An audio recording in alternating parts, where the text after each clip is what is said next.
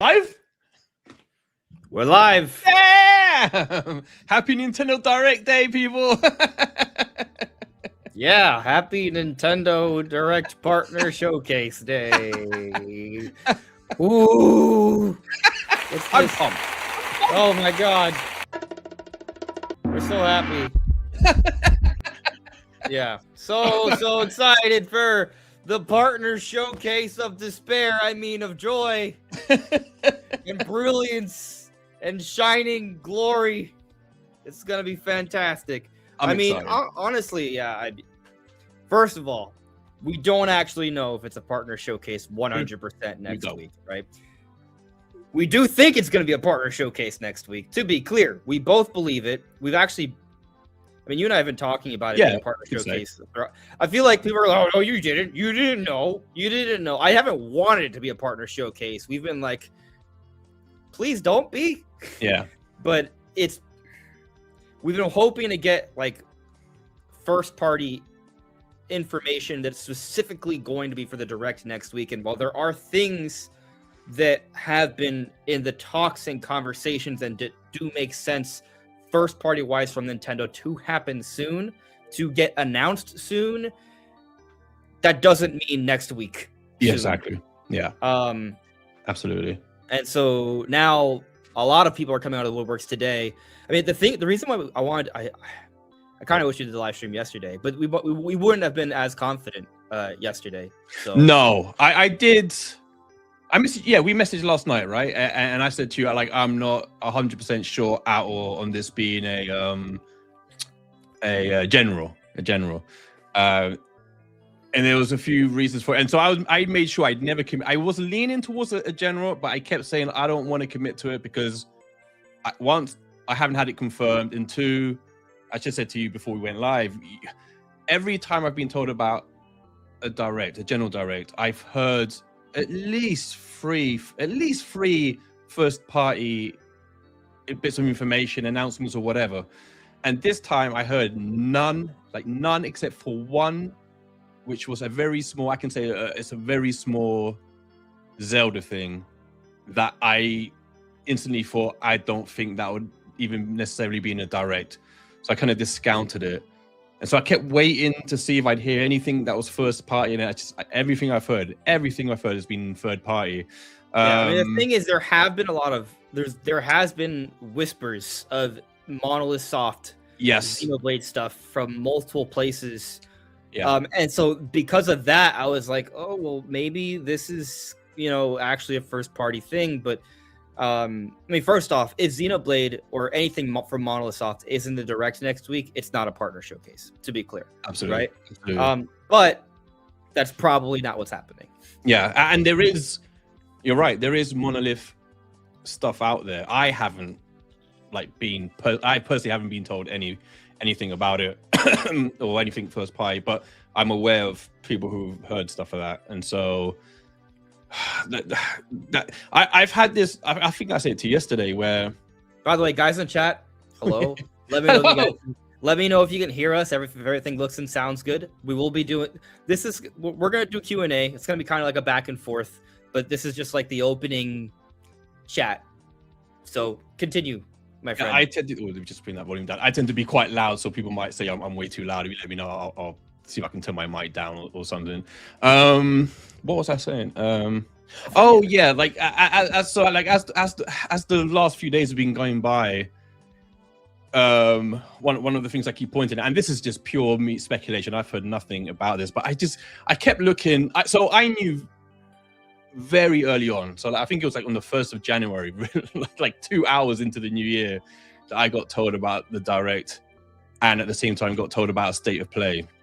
I got told that both were in February. I didn't get told a date for the Direct until about mid-January, or I don't know, 14th, 15th, probably somewhere around there, I think. But and then I got told that the State of Play would follow really soon after. So I assumed week after. But I find it, and then I kept thinking about it, thinking, I just find it weird that, we know that generally Sony loves to just put a State of Play in the same week as the Direct. They always do that. And so I found it's really weird that they're going to have the whole week to themselves. So as I kept leaning in towards partner showcase, I kept thinking, well, could they have something the week after? Like, are they really going to let Sony have the whole week by themselves? And I haven't been, to be clear, I haven't been told anything about another presentation in that week. This is just me speculating. Feels like hopium. Feels like hopium. Yeah. Copium. You know, could be. Yeah. I mean, like, there's gonna be. All right. I mean, the fact of the matter is, I think the reason why all of us were hoping this would be a first-party direct this week, and by the way, when I say all of us, I don't just mean us. I mean all of us. Like, every fan, Insight, everyone's been hoping for a first-party direct next week. It's just Nintendo doesn't care, apparently. They always gonna play by their own rules. Yeah, exactly. But I mean, the reason why we kind of thought it would happen is because, well, I mean, we know about Pokopia, Tomodachi Life, the Animal Crossing update, Mario Tennis. Okay, listen, those are all fine games. And I 100% believe Tomodachi Life is going to sell gangbusters. Oh, for sure. It's also definitely appealing to only a particular audience. They did not even announce any Switch 2 enhancements in the Tomodachi Life Direct today. There's definitely a strong lack of, hey, here's some big, exciting Switch 2 games. They're showing off this next generation of Nintendo by this console. There's still a very strong lack of that right now. And after the holiday where we got Metroid Prime 4 and Hyrule Warriors and all that stuff, like you would have thought that they would now open up the year with something like that, and they're not. Yeah. Do you know what, though? Well, okay, again, everything we're saying here is under the assumption that this is a partner showcase next week, which we do not know with 100% certainty. We just believe it because that's what everyone's saying behind the scenes. Yeah. I'm just hopeful it's still the 5th. So I was like, every time that gets confirmed, I'm like, yes, the 5th. That's 4 to 6th. I'm just gonna say the 4th through the 6th because there's so much flexibility there with time zones, and 4th through the 6th. That's my expectation. That window. I mean, I asked my source again today, and I was like, 5th. They're like 5th. I'm like, okay. So okay. So I'm still on the 5th, but people are gonna hate this, but like there's a few reasons I'm fine with it. And I mean, to your point, I was leaning into general, even to the point where like it was quite obvious to me, just from what I was hearing, that it was clearly pointing towards a partner. That it's almost like I had the same thing as you, where I was like, well, it's got to be a general though, because we haven't seen so and so and so, and like, you know, and right. And also, like, we're gonna hear about first party stuff less than third party stuff. So you know, maybe if you've only heard about third party stuff, that's just because, well, Nintendo's keeping things close to the chest, which you know, maybe they still are, right? You never know for sure. But I'm setting myself up for only expecting a partner next week at this point. I am, but and again, to be clear, I haven't heard about another presentation other than what we all know, right? The Pokemon thing. Yeah, but I mean, I assume that maybe we get lucky in March, but even that to me feels it's far, right? Far? I feel like it's I was gonna say the opposite. Too near. Maybe I'm just. The thing is, I think Nintendo's gotten used to starving us the last couple of years. So like, I don't know when the next. I don't know, right? I do not know. All I'm saying is, if they are opting to not provide us with the hype and excitement, if that is not their marketing plan, then they can wait a couple months. Like if they don't care to show off something big and significant soon, I mean, relatively soon, right? They may still care to do that, but caring to do that might be summer, which I think would be devastating. But also, grand scheme of things, probably doesn't matter. That's the thing. Like, there's so much. And there is something that may actually may right all the wrongs here, if from that perspective, that we do expect this month. By the way, but I think a lot of people will find it hard to believe based off history, which is Pokemon. Generation 10 Pokemon, if it's exclusive to Switch 2, if what we've heard is true, that it's visually pleasing, if it is ambitious, if we see an exclusive Pokemon title new generation of Pokemon for Nintendo Switch 2, in a few weeks for Pokemon Day, and this thing is, it's a significant step up for Pokemon standards. Like, we're not asking for this to look like, Red Dead Redemption 2. We're not asking for that.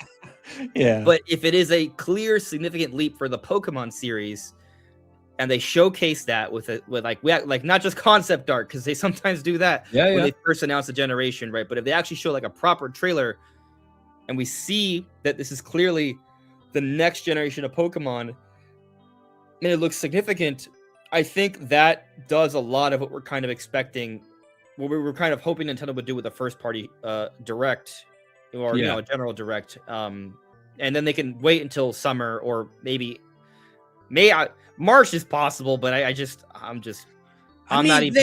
getting ready to wait beyond March. But they drop in like a lot of stuff, man, and that's another reason like that.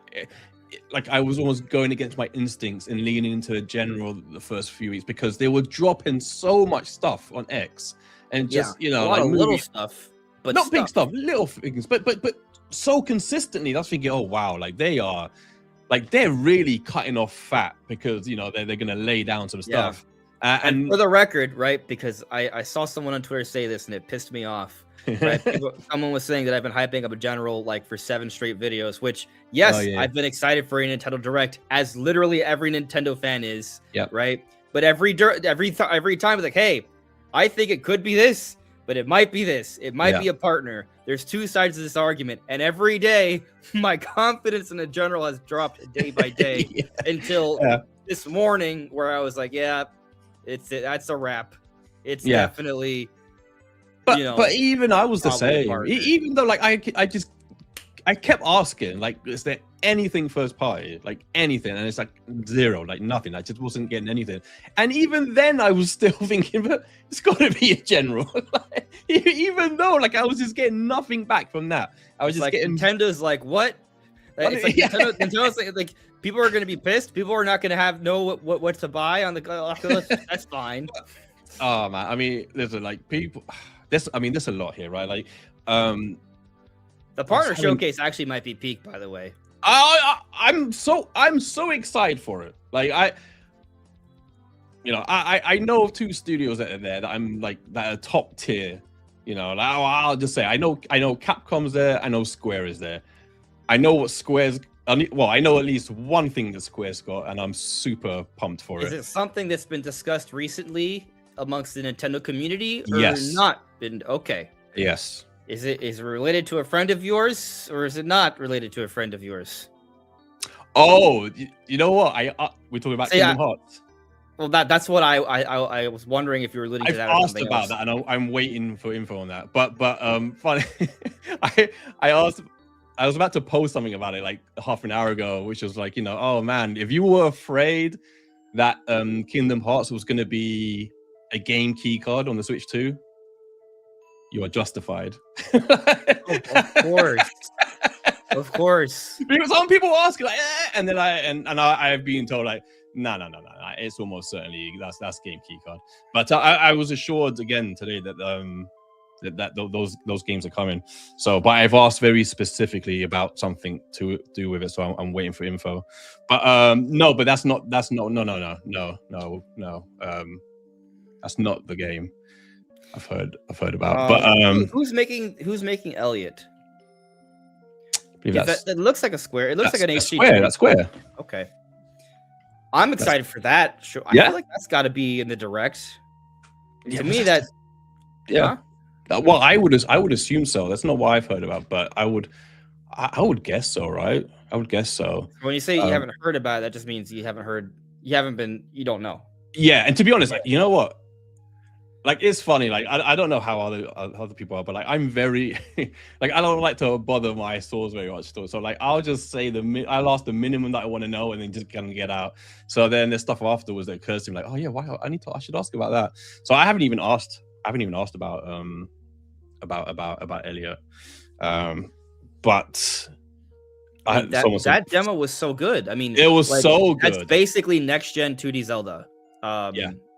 It's very good. And if we get a release date for that, and if that's soon, bro, what if they shadow drop it? Like, Honestly, If you guys have not listened, for everyone watching, if you have a Switch 2 and you haven't played The Adventures of Elliot, the demo, and you like Zelda, I mean, I would love it if you continue watching the stream, but after the stream, go to your Switch 2 or download it now. Go to your Switch 2 eShop, download it now, play it. If you're a Zelda fan, you will not regret it. It is extremely good. It is very good. It's peak. It's peak. It is. It's got so much character. It's got so much personality as well. No, I'm really excited for that game. I'm very excited for that game. Yeah, so that's there. That alone is gonna do so much for me. But I mean, there's more. I think there's gonna. I mean, you would think that this is finally the time we get an update on the Duskbloods. And oh man, but that's the thing. But I had a whole set of predictions for the direct I was going to do on Sunday, and a bunch of them were, so Duskbloods would have been one of them in the direct, right? I don't know. I submitted my predictions to a friend last night. Yeah. And I was like, oh, this is for a direct. I thought it was for 2026. So I had to be like, oh, well, I'm just going to do third-party stuff because... Oh, wait, is that for a collab video? Yeah. I think I'm doing the same one.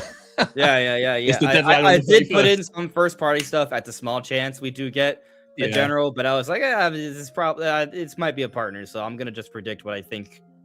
I was gonna do my nesting FR. I'm gonna do it today because I'm gonna have to change my whole list now, at least somewhat. But no, like I got a couple of things like this because I know I've seen a lot of people already reacting like really negatively to the partner showcase, and to me it's like I look at it like this, right? I look at there's two things that I think about. Like one is that I've always kind of got used to the idea that 2026 was going to be somewhat a transition year, somewhat, in that I thought that Switch 2 was going to be heavily supported by third-party games, big third-party games, and some, if not a lot, day in day, and that Nintendo would have possibly a couple of big hitters, whether that's like a Mario at the end of the year and maybe Splatoon in there, maybe a Monolith something in there, and I thought that might be it. Like I didn't expect obviously a new Zelda and a bunch of other stuff. I just thought maybe that would be it. And that we already know about the first half basically, so yeah, and to me, like I'll get why I think that would be fine. And then I thought 2027 would be something that somewhat mirrored the first year of Switch 1, where they would have pretty much a big kind of game every 6 weeks to 2 months, big games. Yeah. But what was I going to say? Oh, but when I think about to Switch, why I'm cool with it is that when we had the Switch 1, like we already knew at some stage we were going to get a new Mario. At some stage you're going to get a new Zelda, a new Splatoon, a new Smash, a new Mario Kart. These games, they're not like ifs. They're coming at some point. So they're there. For me, the issue with Switch 1 was wondering, oh man, is this rumored impossible port going to come over? Are we ever going to get GTA 5? Are we going to get Witcher 3? Are we going to get those Doom games? Are we going to get, an Assassin's Creed game? That's what I kind of stressed out a little bit. With the Switch 2, I'm like, I know the next Zelda's coming. I know the next Mario's coming. Like, I know the next Mario's probably going to get shown very, very soon. I mean, I don't know, but I'm guessing. I know there's going to be something massive from Monolith that I'm going to love. I know there's going to be another Splatoon. I know there's going to be Smash. I know these games they're not ifs, but at the same time, like think about this. This is insane. There was people wondering if Cyberpunk could even play on Switch 2. It does it perfectly. Then we get like Star Wars Outlaws, incredible port. I'm playing Assassin's Creed Shadows at the moment, another incredible port. Final Fantasy, another one. Rebirth is coming this year. I might say more about it, but that's definitely coming. Resident Evil, day and date. We're gonna get more and more third-party games, massive third-party games, day and date. We're gonna get exclusives like Duskblood. So we're gonna get way more third-party games than we ever got on the Switch 1. Plus all the regular Nintendo stuff, it's gonna be there. So for me personally, I'm very cool about the partner showcase. Like I'm super easy about it. I'm super excited about it because I know we're gonna get big third-party games, and I know we're getting the Nintendo stuff. I know that's coming, and I know when it comes, it's gonna be high quality. I mean, I would argue, right? Like, because there has been these conversations about, like, I mean, you brought it up yourself. There's been these conversations from the insider community that, like, this year would be a little first party light in comparison to third party, but that there's a lot of room for interpretation there. It actually, it's not even so much that it's first party light. That's kind of been the implication. It's more so this is gonna be third party heavy, right? But what I'm getting at is what I would say what we're getting right now is first party light. Yes. And if it turns out the second half Nintendo kind of comes in strong for the holiday, the better time for sales. Yeah. And they announced like 3 awesome games to come out during that period that we don't know about. Yeah.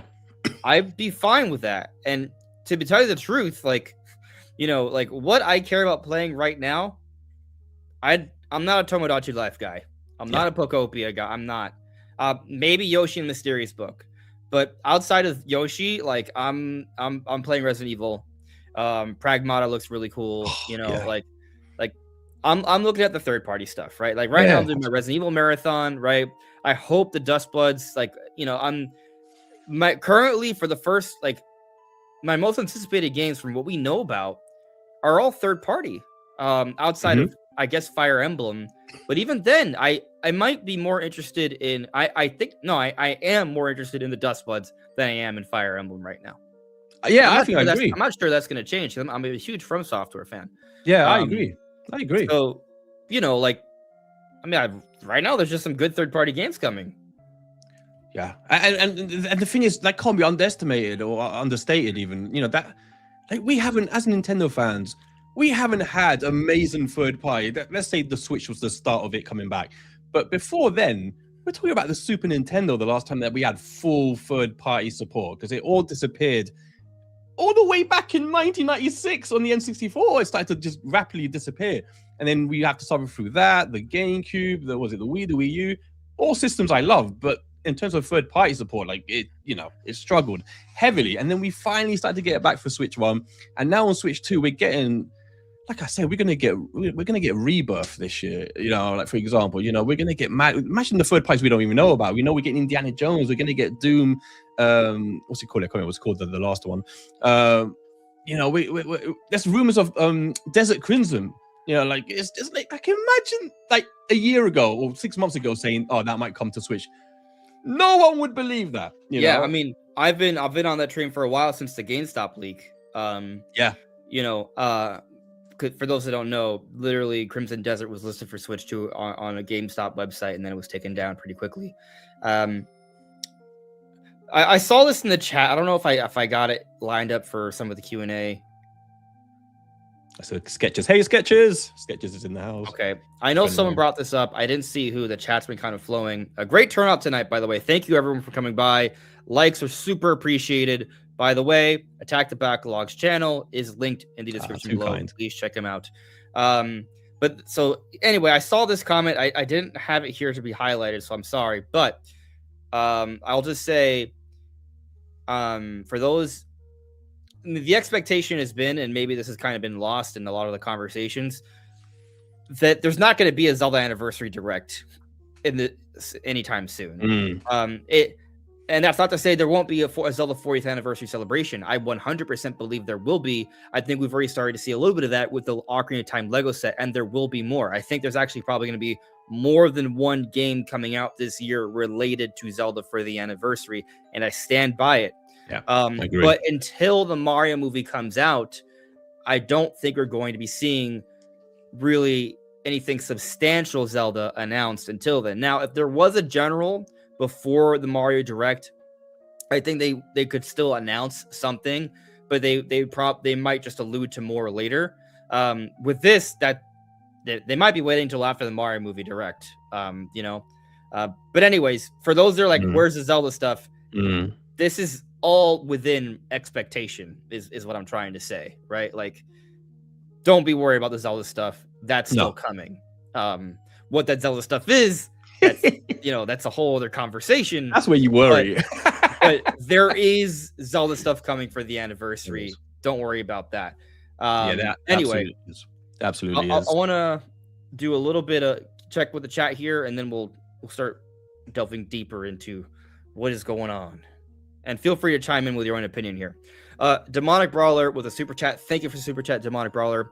Hi-Fi Rush, Mafia, TOC, Call of Duty Warzone, Elden Ring, every Kingdom Hearts, Dustblood, and the WTF moment game, plus even more. Still a good show. Yeah, I mean, if all that shows up, that's pretty good. Absolutely. Like, look at that. Look at that list. Like, none of that.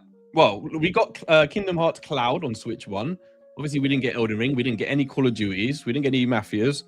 Hi-Fi Rush was rumored, I think, at some point for the Switch, but obviously didn't come. Just, like, in that little tweet, in that little message right there, a bunch of games that we didn't get on Switch 1 that we're getting on Switch 2 now. It's like, you just can't. I always said something. I think it was just before the Switch 2 came out, when I was kind of anticipating what it might sell, how successful it would be, and I might be completely wrong on the sales in the end, but my prediction was that it might not sell that much at all compared to Switch 1. I likened it a little bit to the 3DS and the DS. Like, the 3DS sold about half of the DS, but for me personally, by the time I was done with both, I liked the game library on the 3DS a lot more than I did on the DS, and I anticipated, I predict that I'm going to feel the same about the Switch 2. I think it might sell, I don't know, 100 million, maybe 80 to 100 million, maybe way more. I mean, it's surprising everyone. So right now, Switch 2 is pacing the best-selling console of all time. Exactly. Now we expect it's going to drop off. Yeah, but it's holding. It's still holding. It surprises me. Yeah, and so, you know, for me, when I see that, and I'm like, why isn't Nintendo announcing anything right now? I mean, again, assuming it's just a partner next week. To me, it's like, you could really announce something big right now that would push more consoles. Yeah. And continue that pace. But then if you don't, of course, you know, we don't know what the partner showcase, like, again, I think, you know, something to consider is that we're coming off the Switch 1 era where, to be honest, the partner showcases were pretty mid. Like, there was some good stuff here and there, but I think the memory of when the partner showcases were introduced, because this is during the pandemic in 2020, and there were still some big games there, but for the most part, they felt lackluster because, you know, Nintendo wasn't backing it, and, you know, it was still Switch third-party games, which is usually not that ambitious. But the Switch 2 was on a whole other level. Oh yeah. And so we're already seeing some very hype, significant games. So, you know, let's not write off this partner showcase. No, I expect it to be a standard above any partner showcase we got on the original Switch for sure. Just because of the games we know are coming. Like, if even the ones that we don't know about yet, or the ones that are rumored, just from the ones we know are coming, like stuff like Indiana Jones was announced and then just forgotten about. Like, that's there. That's going to be dropped at some point. I think I made an argument last year when we got the partner showcase that it was the best partner showcase we've ever gotten. A lot of people were mad at me about that. Probably no way. Probably because people were just mad there wasn't a general. But I still stand by that was the best partner showcase we've ever gotten, because it was kind of a low bar. Like, it may sound like hyperbole, but I stand by it, because partner showcases in the Switch 1 era just weren't that big of a deal. The partner showcases in the Switch 2 era are a bigger deal. Notice how they gotten rid of the mini moniker, right? Yeah. So they're treated with a bit more respect and acclaim now. Yeah. And I anticipate that this one may continue to raise the ante a little bit. I mean, if they have the Dustbloods, that alone to me changes. I mean, the Dustbloods is an exclusive From Software title. From Software just makes some of the best games, like, and we're getting an exclusive for Switch 2. Like, that again, I've said it multiple times and I'm saying it again. That alone could make the show for me. Yeah. Absolutely. You know, I completely agree. I know they didn't show much of it the first time we saw it, but just like you said, it's just knowing it's From Software and the type of game it is made me think, oh man, see, this is what I'm talking about now for like the Switch 2. This is going that extra step more to get that audience back. You know, my only fear with stuff like that, and I got a bit more taste of it today when I saw I don't know if you saw and there's like a caveat to this, but the Final Fantasy remake sales in Japan, I think it sold, was it 25,000 or 20,000? I can't remember. It was 20 or 25,000. Oh, I didn't look at the numbers. Yeah, for the week. But the caveat is that I think the dates included only take into account the first 4 days on sale, I think. But regardless, they were pretty low, right? And so, and I know we've been getting a lot of headlines about how much it's selling out in the stores and stuff like that. And of course, that was in the West, right? So we have to see what the sales are in America and Europe and stuff. But I hope these games sell. I always mention this to Nash, and and my brother always laughs at me. But I always worry and I'm always nervous about how third parties sell on Nintendo systems. And I think like this time the excuses are running out and people really need to buy them, like these games. If they're high quality, they come day and date and all this kind of stuff, they're exclusives. Unfortunately, there's the game key card exists and that can always be pointed as an excuse. But right? Wasn't there like some sort of statistic going around that like 75%? I saw that. I forget the exact, what was it, 75%? I don't know what the percentage was, but it was, who did I see talk about that? I saw it on X earlier. I think I saw Prime comment on it. 75%. I'm just Googling 70% Switch 2 game key card, see what comes up, because there's some sort of story, but I don't remember exactly what it was. All right, here, there's a Reddit post. 75% of Nintendo Switch 2 users own game key cards despite mass backlash online, but true physical is increasing. Yeah. Okay, so I'll tell you this. Looking at my Switch 2 cartridges, I don't have that many. None of them are game key card. Oh, they not? Oh, okay. No. It's not that I wouldn't. I could, if the game is worth it, I would. Yeah. I'm also, and I'm on a budget right now, so there's a couple games I haven't bought that I've wanted to buy. But of all the cartridges I have, none of them are game key card. Now, most of my purchases are first party, but for example, I do have Cyberpunk, and that is not a game key card. Yeah, but then sometimes it's inevitable, right? So like Final Fantasy, I want to get 7 Remake for Switch 2. I already have it on my PlayStation, and because I'm like on a budget, I'm like, I already have the game. Yeah, but it's 90 gigs. It's like, that would never fit on the game key card anyway, unless they start doing. No, that's the other thing though. Like, I would have to delete a lot of stuff off my Switch 2, or finally go buy a micro SD card. Express, I have micro SD cards, but I need an Express, and to get a one that I feel like is worth it to me, that's gonna be a few $100. Yeah. So it's kind of like I want to, I just haven't gotten around to it because unfortunately I have way too many bills. No, but I'm like you. Yeah, exactly. I just can't bring myself to spend that much on it because I won't. It's not like I can get a 256 SD card. I'd have to get I'd probably get a 512 or 1 terabyte. I want at least that's what I'm saying. I want at least a 512. I had like a huge one for my Switch, but it was cheaper then. Yeah, exactly. Yeah, I can't afford it now. It's crazy, But like, so I bought because I couldn't wait.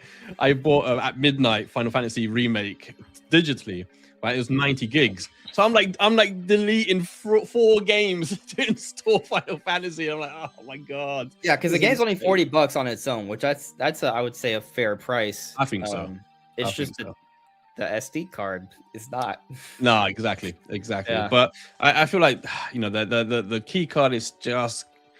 It's just going to be a reality. Like, do you imagine down the line, like how big is Crimson Desert going to be? 100 gig or whatever. I don't know. How By big. By the way, I just want to say, I don't expect Crimson Desert in the direction next week. Yeah, I've heard nothing about it. I don't know. I'll explain why I don't. I'm up. You guys have probably seen, if you watch my videos, I usually try and find a way to mention Crimson Desert or sneak. It looks so good because it's like next gen Tears of the Kingdom mixed with Red Dead or something. Like, it looks awesome. But I don't expect it to be announced for Switch 2 next week, just because the game's coming out in March. Last I checked. Is it? Yeah. Oh, I think you're right. Damn. Yeah. I just don't think it's a good marketing move to announce a version for Switch 2 unless it's day and date. Yeah. Unless.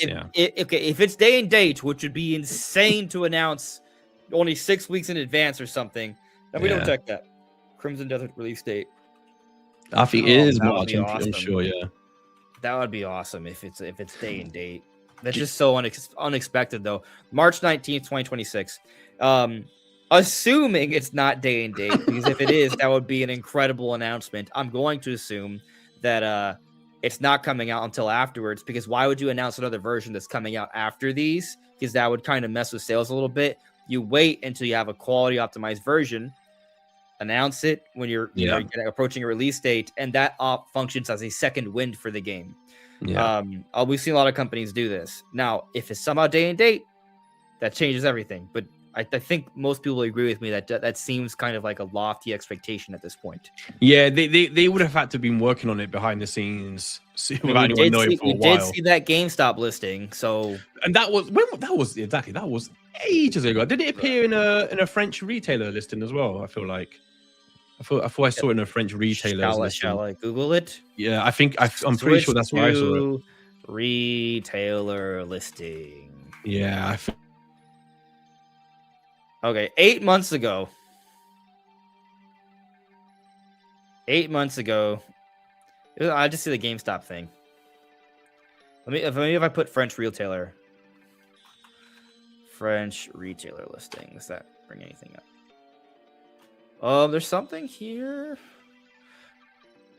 Oh, but it's not about Crimson Desert. I'm not sure. Anyway, there's been at least one. There was at least one listing. So. Oh, you froze. I lost my friend. Probably have to come back in. Gonna jump. I'm gonna just ask him real quick. He actually rage quitted.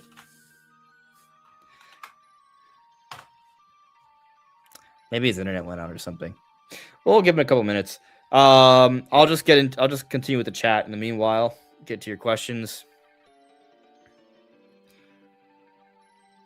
Charlie, I'll come back. I'll circle back to this one. Okay.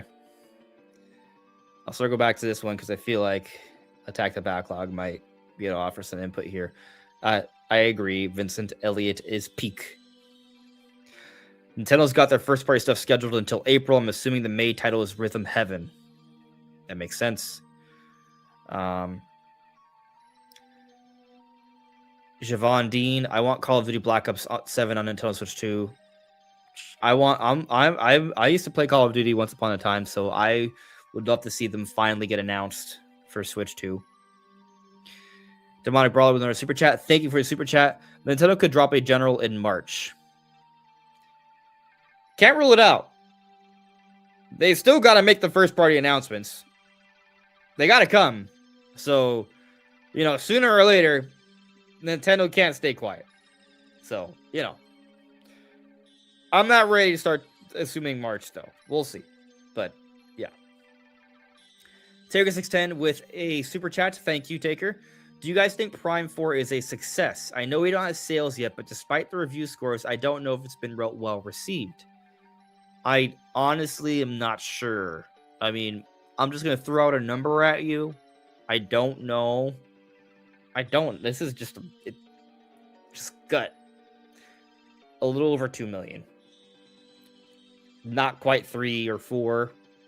But if it has evergreen sales, perhaps it can climb higher. Yeah.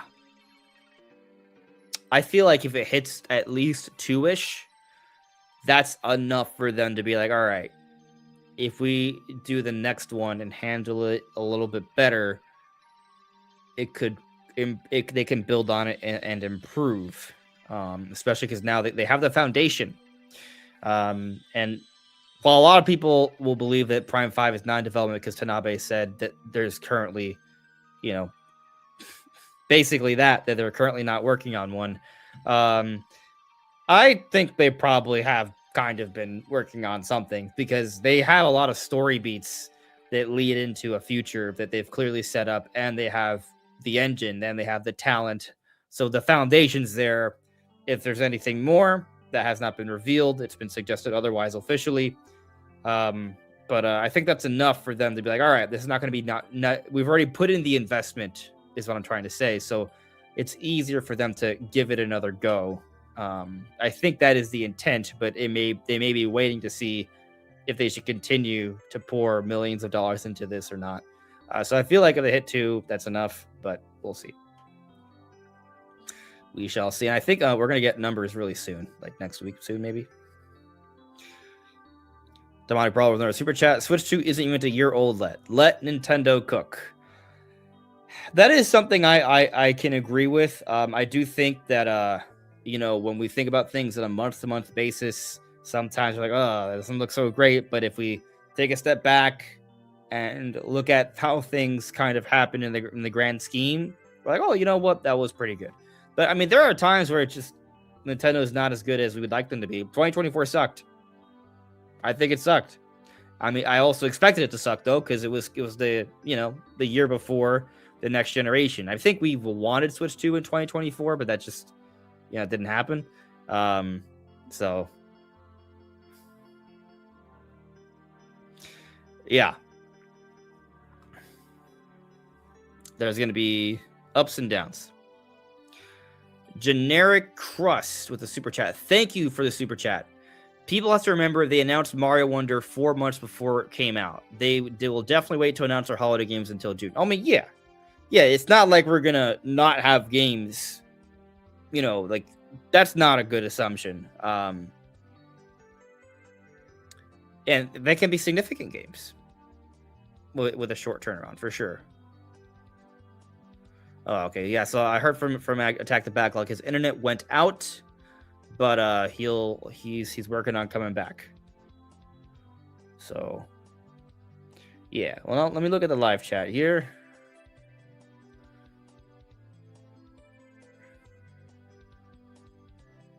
Hey, Kiwi Talks in the chat. What's up, buddy?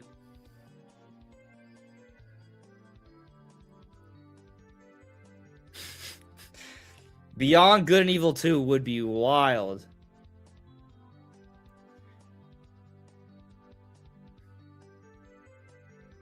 Shoutouts to Try Nintendo.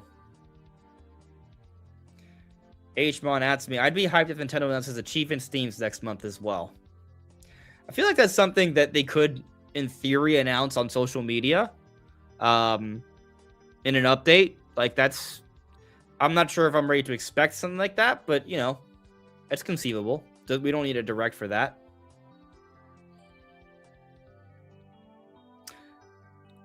Kiwi, let's pull up your riddle. Let's talk about your WTF game. Let's see what everyone thinks. Quite honestly, I'm not sure.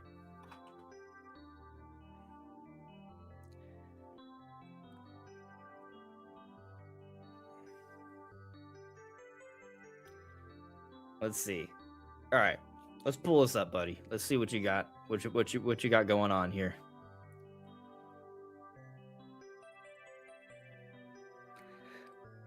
Okay. So, Kiwi Talks, Reese Riley said, I sit beside legends, though none are my kin. I'm sold their same keys to let players in. I share the same screen and I share the same light, yet my bloodline says I don't belong to the fight. What am I? Oh, man.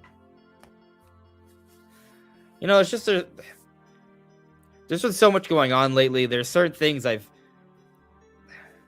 not sure who said what about Halo Campaign Evolved. But when I hear about the fight and Halo, I feel like there was some slogan with that at some point. So my brain's like, okay, that. But I see blood. I'm like, oh, bloodline, Bloodborne, and then also like, Bloodborne is a Sony thing, right? So you would assume Bloodborne does not belong. Neither does Death Stranding.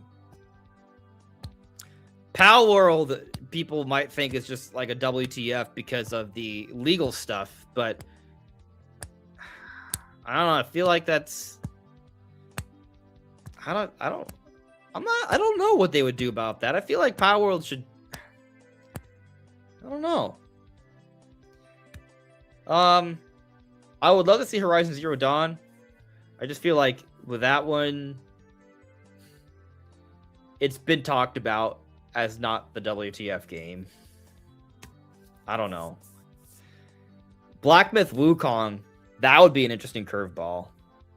I also wonder, like, is this image here meant to throw us off? Is it a game that's not in this image? You know? I sit beside Legends. Oh, okay. I'm gonna get some help here. What's up, man? It's Horizon. But it's not. Wait. I've got. Yes, if Kiwi is still there, he's gonna laugh so much. I think I made him laugh yesterday. Wait, is it on that image? Is he giving us that? Is it on that image? Is it one of those, or is it? It could be there, but it could be also not on that image. I think he said that is the question, Andres. I think that was in response to me wondering are the games on the image even okay. Like it. I did something yesterday. I'm gonna tell you what I did. And I messaged Kiwi about it straight away because I thought, oh my god, I know what I'm gonna do. I'm gonna grab that riddle and I'm gonna put it into ChatGPT and see what it says. Now, didn't it say like Me Fighters or something? It said Sackboy straight away. So then I sent a picture of it to Kiwi, and I'll tell you, he just laughed at me. So but I was like, oh my god, I've got it, it's Sackboy. And I did think that, because look, what's that line? I sit beside legends. So like in that fighting game, what's that PlayStation fighting game? I don't know. I sit beside legends. None are in. Isn't it like PlayStation All Stars or something? Yeah. Let me see. Do you want me to read out what ChatGPT said? I think I've got it saved. Hold on. Sure. I'll listen to the evil AI. Hold on. This is so. Is Kiwi still there? I see him laughing at me. Okay, hold on. Let me find out what. Let me read exactly what it said. Oh, Kiwi's evil, man. Oh, there's a PlayStation All Stars Battle Royale. Yes. Okay, hold on. Riddle. Here we go. Riddle. Sackboy is the answer. Here we go. Okay. There you go. So it breaks down the clues, right, on ChatGPT. You know what? I wanted to ask Kiwi about his rap past. So okay, so I put the riddle in, and then it breaks it down, right? And it says, I sit beside legends though none of my kin. And it says, in PlayStation All-Stars Royale, Sackboy stands next to heavy hitters like Kratos, Nathan Drake, and Big Daddy, icons, but from totally different worlds. Then it says, I'm sold their same keys to let players in. And it says, same PlayStation ecosystem, same controller buttons, same console gateway as the rest of Sony's flagship IP. And it goes on, and it just keeps going on. And at the end, it just says Sackboy. So me, like an idiot, I just sent Kiwi a massive picture of Sackboy. I was like, I've got it.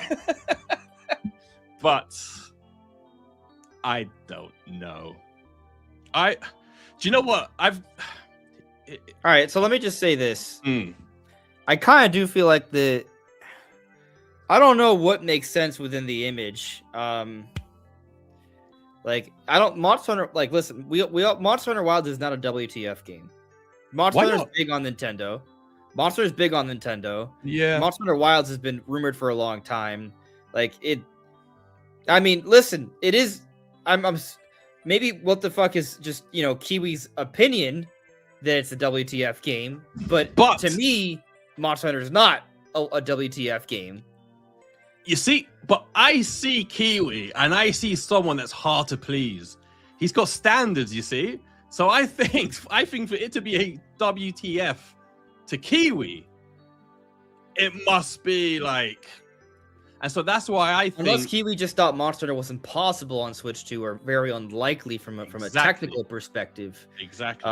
Although we did just see an update to Monster Hunter, it's running on the Steam Deck. So, see, here's the thing, right? Of course, you don't necessarily anticipate that.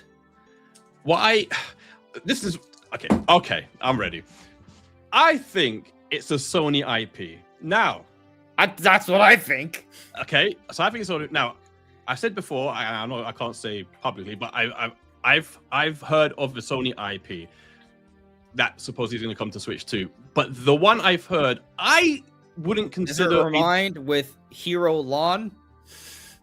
I don't say it, but it's one that I wouldn't consider a WTF game, and I don't think Kiwi would either. So, from the two on that list, my heart wants it to be Horizon, but every time I think that, I have the exact same reaction feeling that points towards Bloodborne every single time, and I think, but then would that be WTF? Because we're getting Duskbloods and stuff like that. Would it be like, that crazy to think? Bro, the thing is, but perspective changes so much here. Because, to my point about Monster Hunter, if you already acknowledge the significant history of Monster Hunter on Nintendo already, and you envision the Switch will be able to handle a game like that with some optimizations, then that's not a WTF game at all, right? But if you just assume that there's going to be too much of a technical limitation, which has been a common talking point and question, then maybe it is. Bloodborne, that's kind of a WTF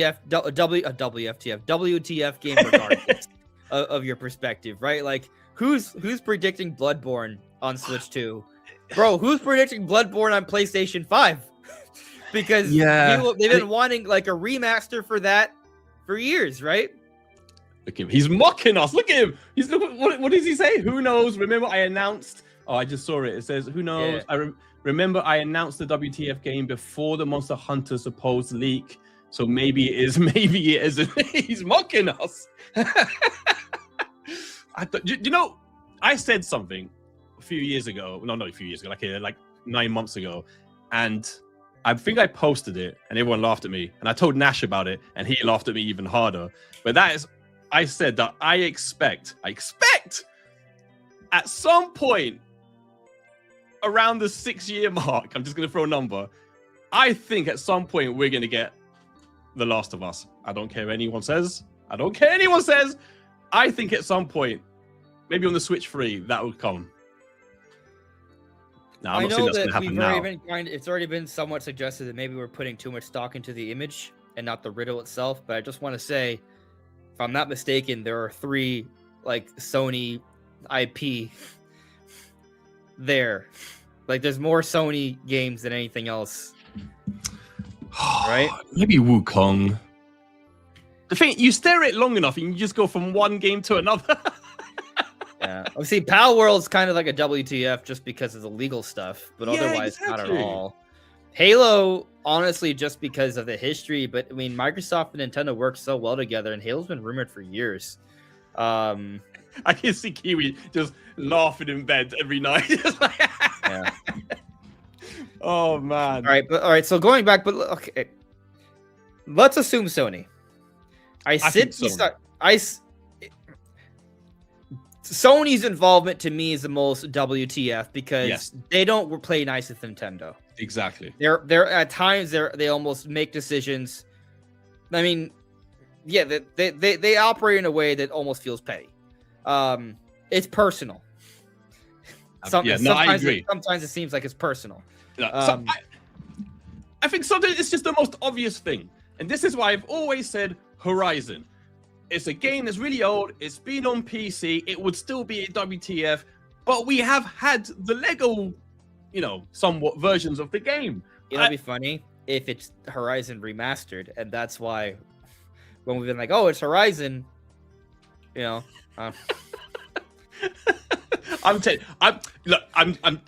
gone in circles. I'm just gonna stick with what I've always said I thought was coming, and that is Horizon. Hey! I'm gonna call this a point in my favor. Kiwi here says, "Remember, it's an interpretation of what a what the fuck game is, right? So like, it's his interpretation." Here's a question. Right? Yeah. Has anyone has Kiwi heard anyone say the correct game? Oh. Has he heard the correct game being mentioned online somewhere? I think it's Horizon, man. I'm so convinced. If it's not Horizon, I will buy Kiwi a meal. I'm so convinced. I'm 99% convinced it's Horizon. I will not be convinced other ways. I will buy him a meal of his choice if it's not Horizon. It's on stream. Everyone's heard it. Damn, I don't know. Kiwi has already said that he is not sure if this would be in the partner. See, that's why I thought he put this up, because I thought, oh, he must think it's gonna. But it might be in the part. The thing is, like, sometimes when people hear things, like there's multiple presentations that could show up in. Like I think I remember Chris String heard about certain games that weren't announced in one presentation, but then 2 months later they were, right? Like, so it's kind of like, you know, yeah. And it's a. Oh man, I remember when I first saw this riddle. I was playing Final Fantasy and I put it aside for like an hour and a half to try and crack this. I had to go back to the game. I was going crazy. I'll tell you, God of War would be. Oh, that would be massive. Yeah, imagine. I see the reason I thought it was Sackboy. I still think it's Horizon. Nothing's gonna sway me. But when I saw Sackboy, I remember having a conversation. It was probably with Nash, and I remember saying, looking at the thread, it could be something like, you know, like that or Ratchet and Clank. Those games would sell on Nintendo hardware, right? Wait, what? Look at this. What is this? Bloodborne? WTF? 4 likes. Hey, Kiwi, were you one of these 4 likes? Were you? I don't know. Oh, yeah. Kiwi's like, why do I think it's Horizon? I literally just think no one would ever think it would come to a Nintendo console. I don't think people would think that, and because it's a Sony IP, but the reason that ties me over is really obvious, but it is that Lego thing. The fact that they were willing to put a Lego version on a Nintendo console, and I don't have the numbers, but wasn't that the highest selling version of Lego Horizon? On the Switch? I don't know. I don't know. I might have made that up, but I thought it was best selling version of Lego Horizon. I love Kiwi. Which platform?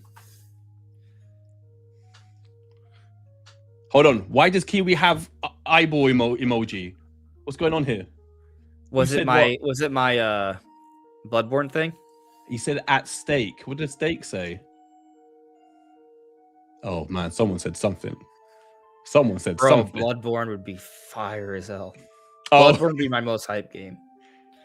I love Bloodborne. You know what? I never played it. Can you believe it? Never played it. Maybe when it comes to Switch too. Kiwi?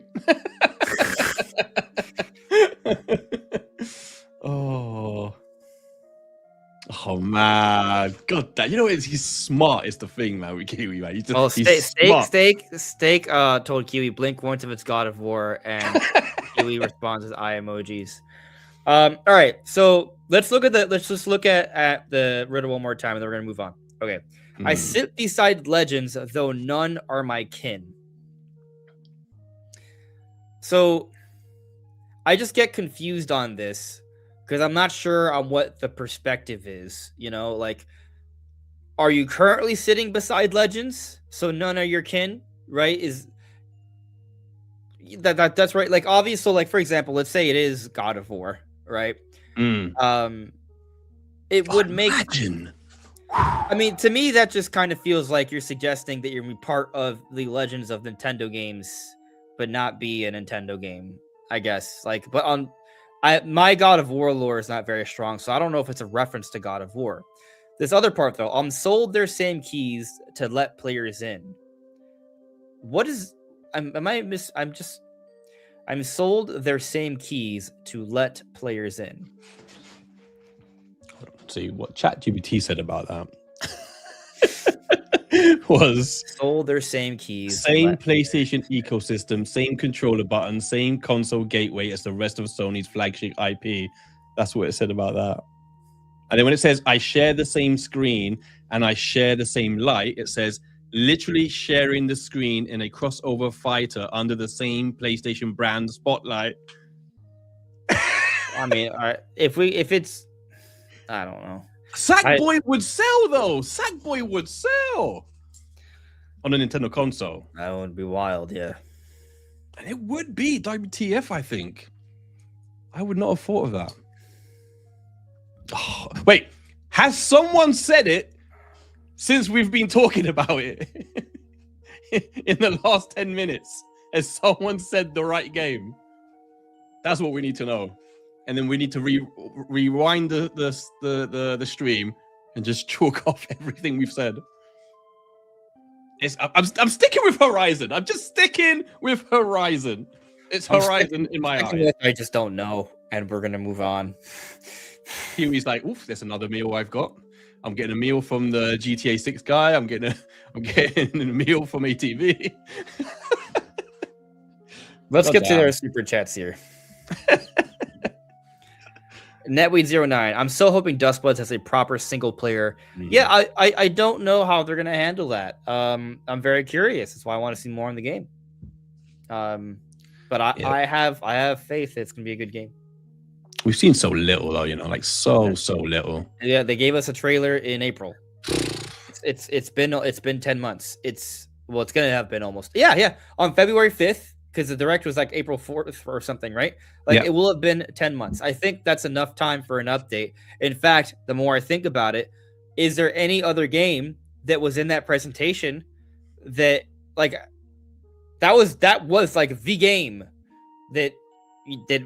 It's the only game I can think of that we haven't got an update on since.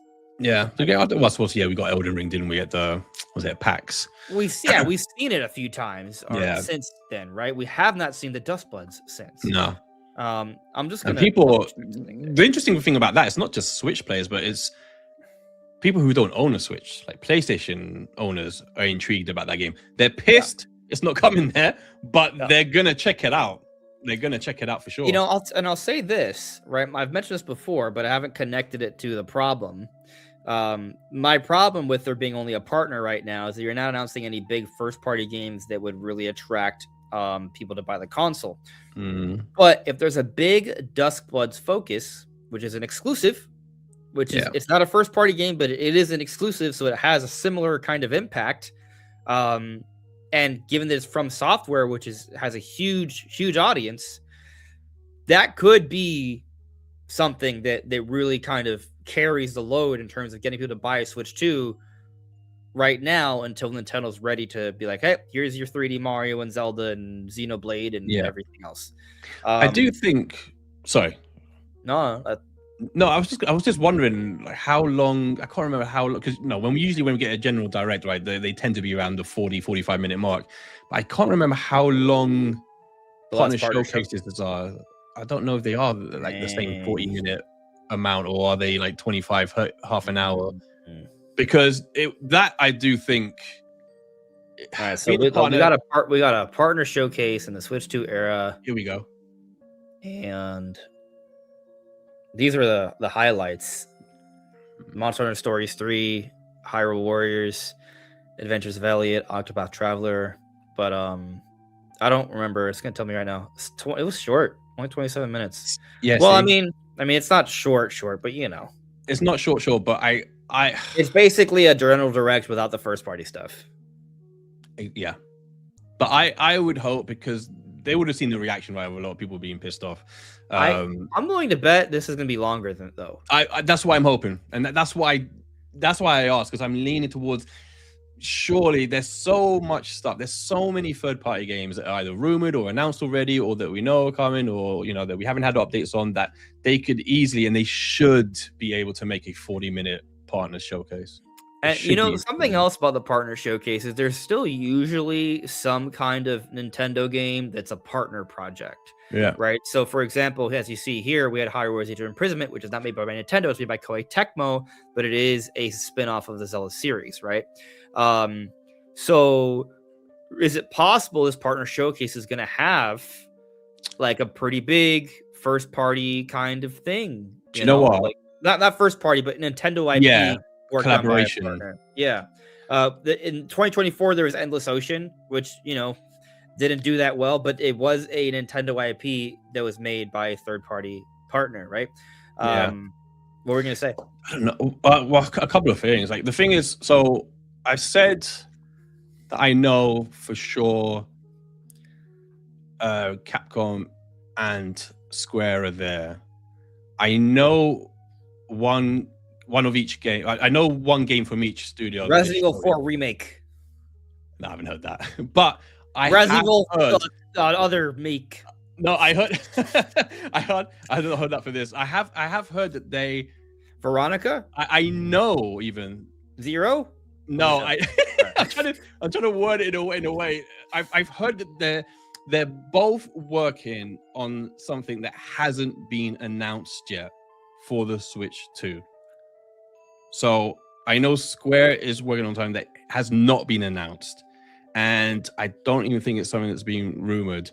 So it might be something brand new. Bro? You want to be crazy? Tell me. Crazy? I have a theory. Well, I got a couple theories. And they're all crazy. They're all crazy.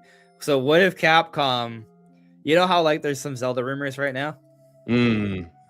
What you know how there's been like some talk about a remake for Oracle of Ages and Seasons? Yes. Yeah, well, yes. And Capcom got history. Yeah, they were the ones that made it. So what if Nintendo's like, hey, our Zelda teams are busy right now. You want to remake this? Oh man. Yeah. And then all of a sudden, there's a Zelda remake in the partner showcase because Capcom made it. I know it doesn't make it. They don't make games like that. No. So it would be that would be a WTF game. Kiwi. I got it. Right. I figured it out. You're right. I do think they're probably gonna be the biggest contributors to the Switch 2 by the time it's done. Well, I mean, we've heard it's supposed to be a directive anniversaries. It is Resident Evil's 30th anniversary. Yeah. I cheekily asked if I could find anything about what do you call it? Code of Veronica. I'm waiting to hear, but yeah, I don't think. I don't think they're going to show 2, 3, or 4 yet, because I don't think they're going to step on the toes of not just 9 but 7 and 8. Because I assume we'll see more. In fact, I'm certain we'll see more of 9, and I assume they'll show 7 and 8 a little bit more. I do think and announce Resident Evil 4 remake. Yeah, let's try as a little prediction. I think we're going to see 3 and 4. I think we're going to see Resident Evil Requiem amiibo. That's what I think. As well. Have they confirmed that already? Have they confirmed it? But I don't think they've shown. They actually haven't shown it. I think they just said there was amiibo, but they haven't shown it. Yeah. I mean that makes sense. So I think they'll show that for sure. Oh, you want to be actually quite excited about? What if they announce a Smash Bros. Switch 2 edition in this partner showcase that makes no sense? That makes no sense, or does it? But see, and here's the thing, right? Here's the thing with the other thing with the general not being a thing. We know there's going to be a bunch of Switch 2 editions of games. Yeah, which would have taken up a sizable portion probably of a general direct. So that again, I told you in itself is weird. So I don't know. I wonder if Ubisoft is working on an exclusive. Do you know what? Every generation, there is a Ubisoft exclusive for Nintendo, and we haven't seen that yet. I tell you something. Yeah. I don't know what it is because I've asked not to know because I wouldn't be surprised. But I know. Yeah. I know Nash has heard a bunch of Ubisoft stuff that he's going to talk about on Sunday. I don't know what it is. I purposely said that don't tell me. I wouldn't be surprised. On Sunday. But... Star Fox.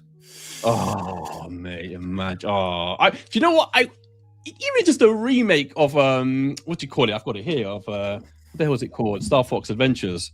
I don't know where I've put it. Even just that. Oh, I would lose my mind over. I don't know where I've put my copy. It was literally right here. Yeah. That would be. It would be. Oh. Damn, but you know what? Star Fox Adventures. Oh, here we go. Oh, mate, there is. Oh, what a game. I'm just trying to think, like, is there a game? Because the thing is, partner showcases have had Nintendo IP, but the form they come in, it kind of matters, right? Like, Hyrule Warriors is a Warriors game, right? It's not a... Yeah. It's not... Like, you're never going to get a 2D or 3D Zelda in a partner showcase, right? I was joking about it. Like, I mean, I don't know. Like, because it was made by Capcom, I feel like there's some wiggle room there, which is why you bring up Star Fox Adventures. It was made by Rare, who is no longer owned by Nintendo. So if Nintendo approached Microsoft and Rare and was like, hey, can you remaster this? You know? Like, Man. would that would that count? Yeah, I think the answer is no, but I think about it, you know. Yeah, absolutely, absolutely. They yeah. I mean, they always do that with a property, right? They always approach a studio with whether it's like been in the past F-Zero or like Star Fox Endless or Ocean last year, or 2024. I mean, exactly. So I'll tell you something. I've heard something, and I haven't mentioned it at all. A, because it wasn't my information, so I can't mention it. But and also, it wasn't from my source, so I don't know reliability and all this kind of stuff, right? But I have heard something that sounded insane. I'll tell you backstage. the Stone tablet, the Zelda Zone, technically the Zelda Stone tablet thing. Oh, I heard something way more insane. But that was a collaboration. That could be in the partner showcase, I guess. Oh yeah. So I don't know. I don't know. Say this. Like, it would be a retro thing, so maybe not. But like technically, it was made by a third party, right? Yes. It was like a third party DLC, something like that. Episodic, I think, wasn't it as well, or something? Yeah. Like I don't like I said to you before, like privately, that the only thing I heard that had anything to do with first party, if you want to say, was that I just got told there was something Zelda related that was small. Don't get excited. That's what they said, so like that. And I don't know if it was the same thing, because obviously they didn't go into detail, but it was curious that a couple of days later, Nash dropped that news about that. The Zelda on the, what's it called? I can't remember what it's called. There's a teleview. So I don't know if that was the thing, but that's actually quite a cool little, but in the world where everyone's expecting and hoping for like a Twilight HD and all this kind of stuff, it's not that. Twilight Princess HD, honestly, for me would be pretty lackluster. Yeah, it's my favorite Zelda games. I just want it, man. I just want it. Maybe it's gonna have it on Wii U, I guess. I don't know. The thing is, right, you couldn't even be HD now, because I think Nash said this to me, and I was like, oh yeah, like you couldn't just come out and release Twilight HD, because that's basically just the Wii U game. So you would have to make Twilight. Even title it that anymore. It'd have to be switched to it like Twilight Princess Switch 2 Edition or another name, whatever. It'd have to be 4K 60 and just be Twilight Princess, I guess. But like, I think, like I've said this before, I'm saying it again. I think if there's ever a time for Twilight Princess HD to come out, it is this year for the 40th anniversary. Has to be. And if not, it's not happening. Yeah, I agree. And as more time draws on, I'm more so thinking GameCube NSO. But there's another reason to this, because you brought up the whole naming structure thing, right? They wouldn't be able to call it HD anymore. You're right. Maybe they just call it Twilight Princess. You look at Super Mario Galaxy 1+2, that's what it's called. It's not like anything else. Yep. But you see, there is a little bit of an issue with that. If Nintendo is actually doing these ambitious remakes now, the same way Square does it for the Final Fantasy VII trilogy, the same way Capcom does it for the Resident Evil games, they do these while they're working on their new mainline, right? If Nintendo realizes, hey, we should start working on a remake series in conjunction with our mainline open air series, that way, we don't have to wait 8 years for every Zelda game, that would be smart. But then if they're doing that, maybe putting out a Twilight Princess wouldn't make that much sense, because they're like, oh, we're probably going to remake it down the road anyway. So, which is exciting, but I also think they'll probably do Ocarina of Time first, then Majora's Mask, which would be probably years after the open air Zelda, which would be years from now. And then years after that, then we can start talking about Twilight Princess remake. So if you don't have a family, if you don't have kids, if you don't have a house, when you have all that, then you would start talking about the Twilight Princess remake. Absolutely. But until then, maybe we get it either on NSO, or if they do drop it in some form with those HD improvements from Wii U this year. Yeah, but then that's the thing, right? The anniversary is in February, so it's like, I don't know. Yeah. I don't know. The thing is, right? Like Nash always said that there would be Zelda stuff scattered throughout the year. That's what he said, right? It's not that it was going to be the year of Zelda as such. It was just that, I think if I remember rightly, he said there was going to be 4 key dates throughout the year where they would drop something. Do we know if the Lego set is part of that, or is it something more significant? You know what? I looked at the time because I thought, let me text him. But I don't know if it is. I'll message him. I don't think it was. You know, I'm not sure. I need to ask. But that's the way he put it. That there was just key dates, and it was meant as a way to constantly keep the idea, you know, the presence of Zelda in people's minds, to get used to a constant almost wave, sparse but constant kind of wave of like, and there should be another Zelda thing coming, there should be another, that's the kind of interpretation I got from what he was saying. I would love it if there's something like Hyrule Warriors in this partner showcase that isn't Hyrule Warriors. I don't know what that would be. Capcom makes Link's crossbow training too. They'd be good at it. They have the re-engine's really good for that over the shoulder action gameplay. Damn, that actually pretty badass. I you know what? The more I think about it, I think you're right. I think they're probably I might even predict that. I think you're right. I think there might be something Link's crossbow from another studio that's Nintendo related. Like a Mario Rabbids or something. Oh, but, you know, but okay, but here's another idea. What if it is that, but it's also, I don't know, like what if it's Eternal Darkness? Mate, that's the one, isn't it? That's whoa. Here's the thing, right? I've you know, Bloober Team have that whole cryptic message on countdown. 14th, though, right? That's on the 15th, which I think, which is weirdly it's a Saturday. So that's when that counts down. I'm becoming less and less inclined to believe that is connected to Project M.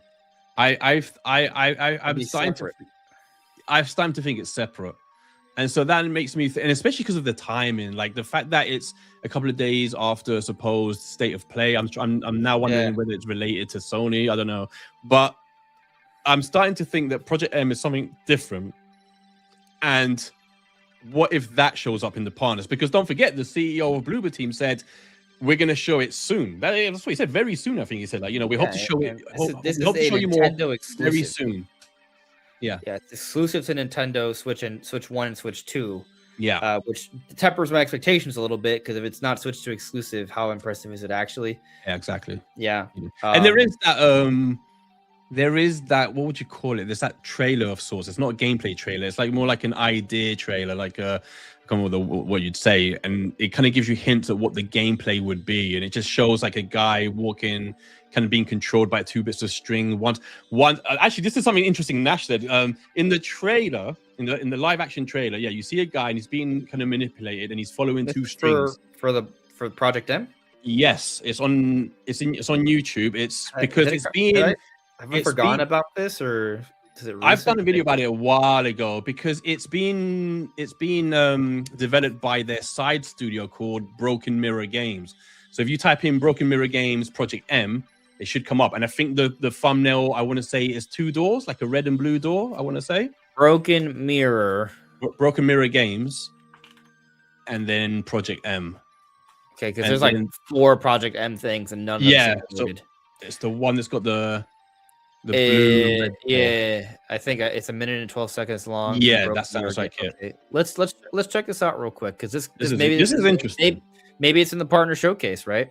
This is very interesting. I know there's a couple more super chats. I'll get to them in a minute. Let me just share this real quick, and let's see what's happening here. All right, can you see the YouTube? Oh, I'm looking at YouTube now, but I can't see it. I'm screen sharing. Oh, I can't see it on mine. All right, hold on.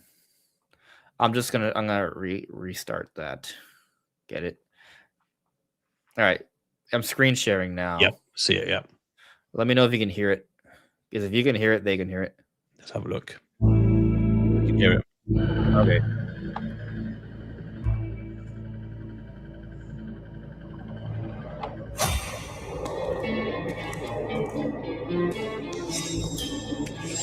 I've never seen this.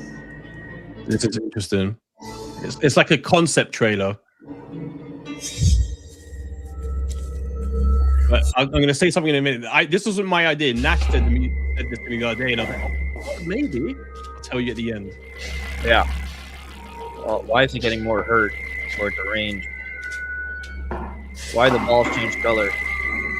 Why the color from the balls went to the shirt? Now the doors? Blue pill, red pill.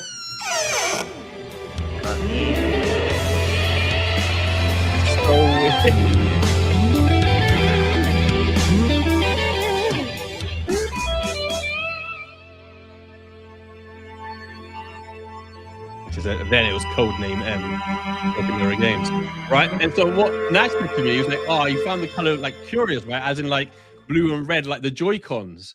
And I thought, oh, maybe There's your that's video right there. There's my video right there. Check it out. Yeah. So like maybe, and you know, this was a while ago, so I don't know if it is connected to that, but it's quite curious.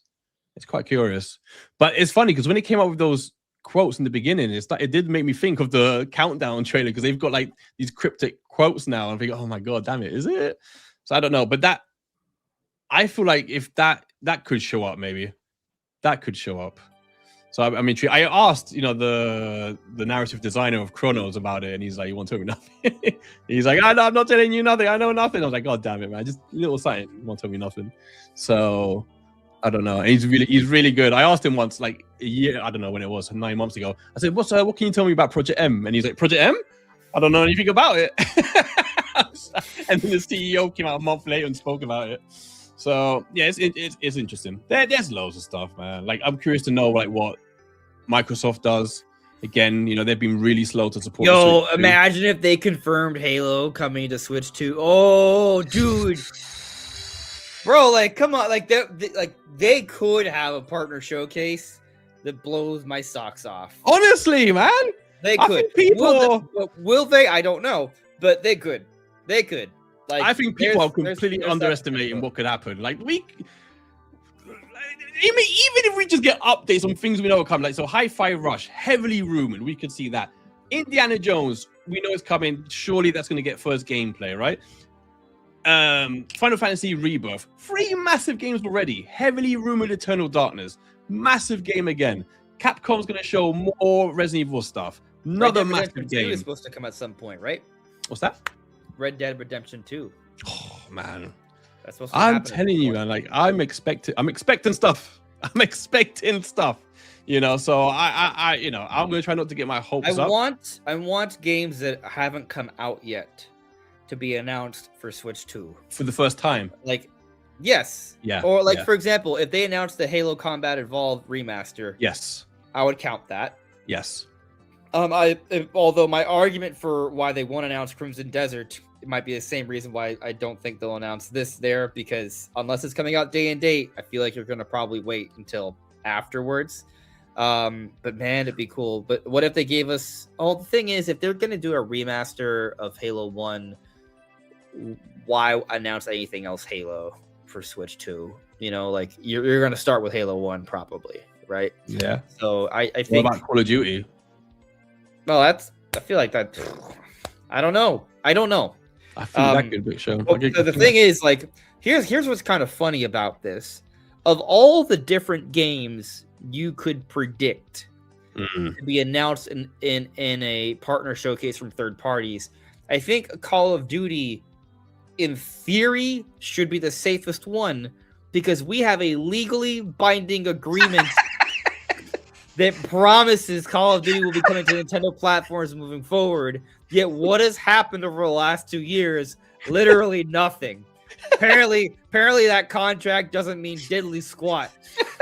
So like just showing them the contract. What the hell is this game? Yeah.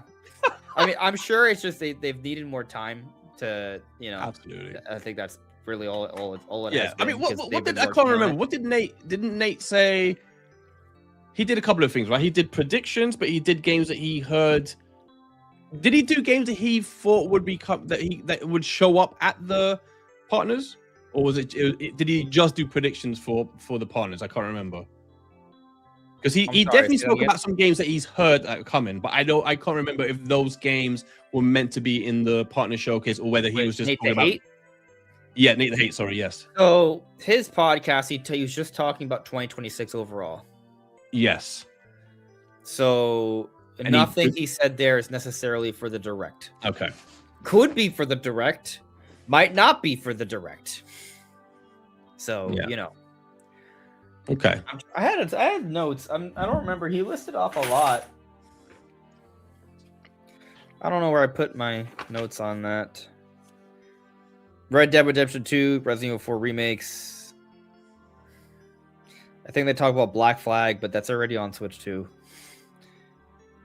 Oh, it says Black Flag. You mean Shadows? Yeah, I don't know. Isn't Black Flag already on Switch 2, or is that like the Switch 1 version or something? Switch 1. I think it's a Switch 1 version. Yeah. Oh, well, they could announce the Switch 2 edition. More Yakuza. Oh, there's some big ones. Expedition 33, Metaphor Refantasio.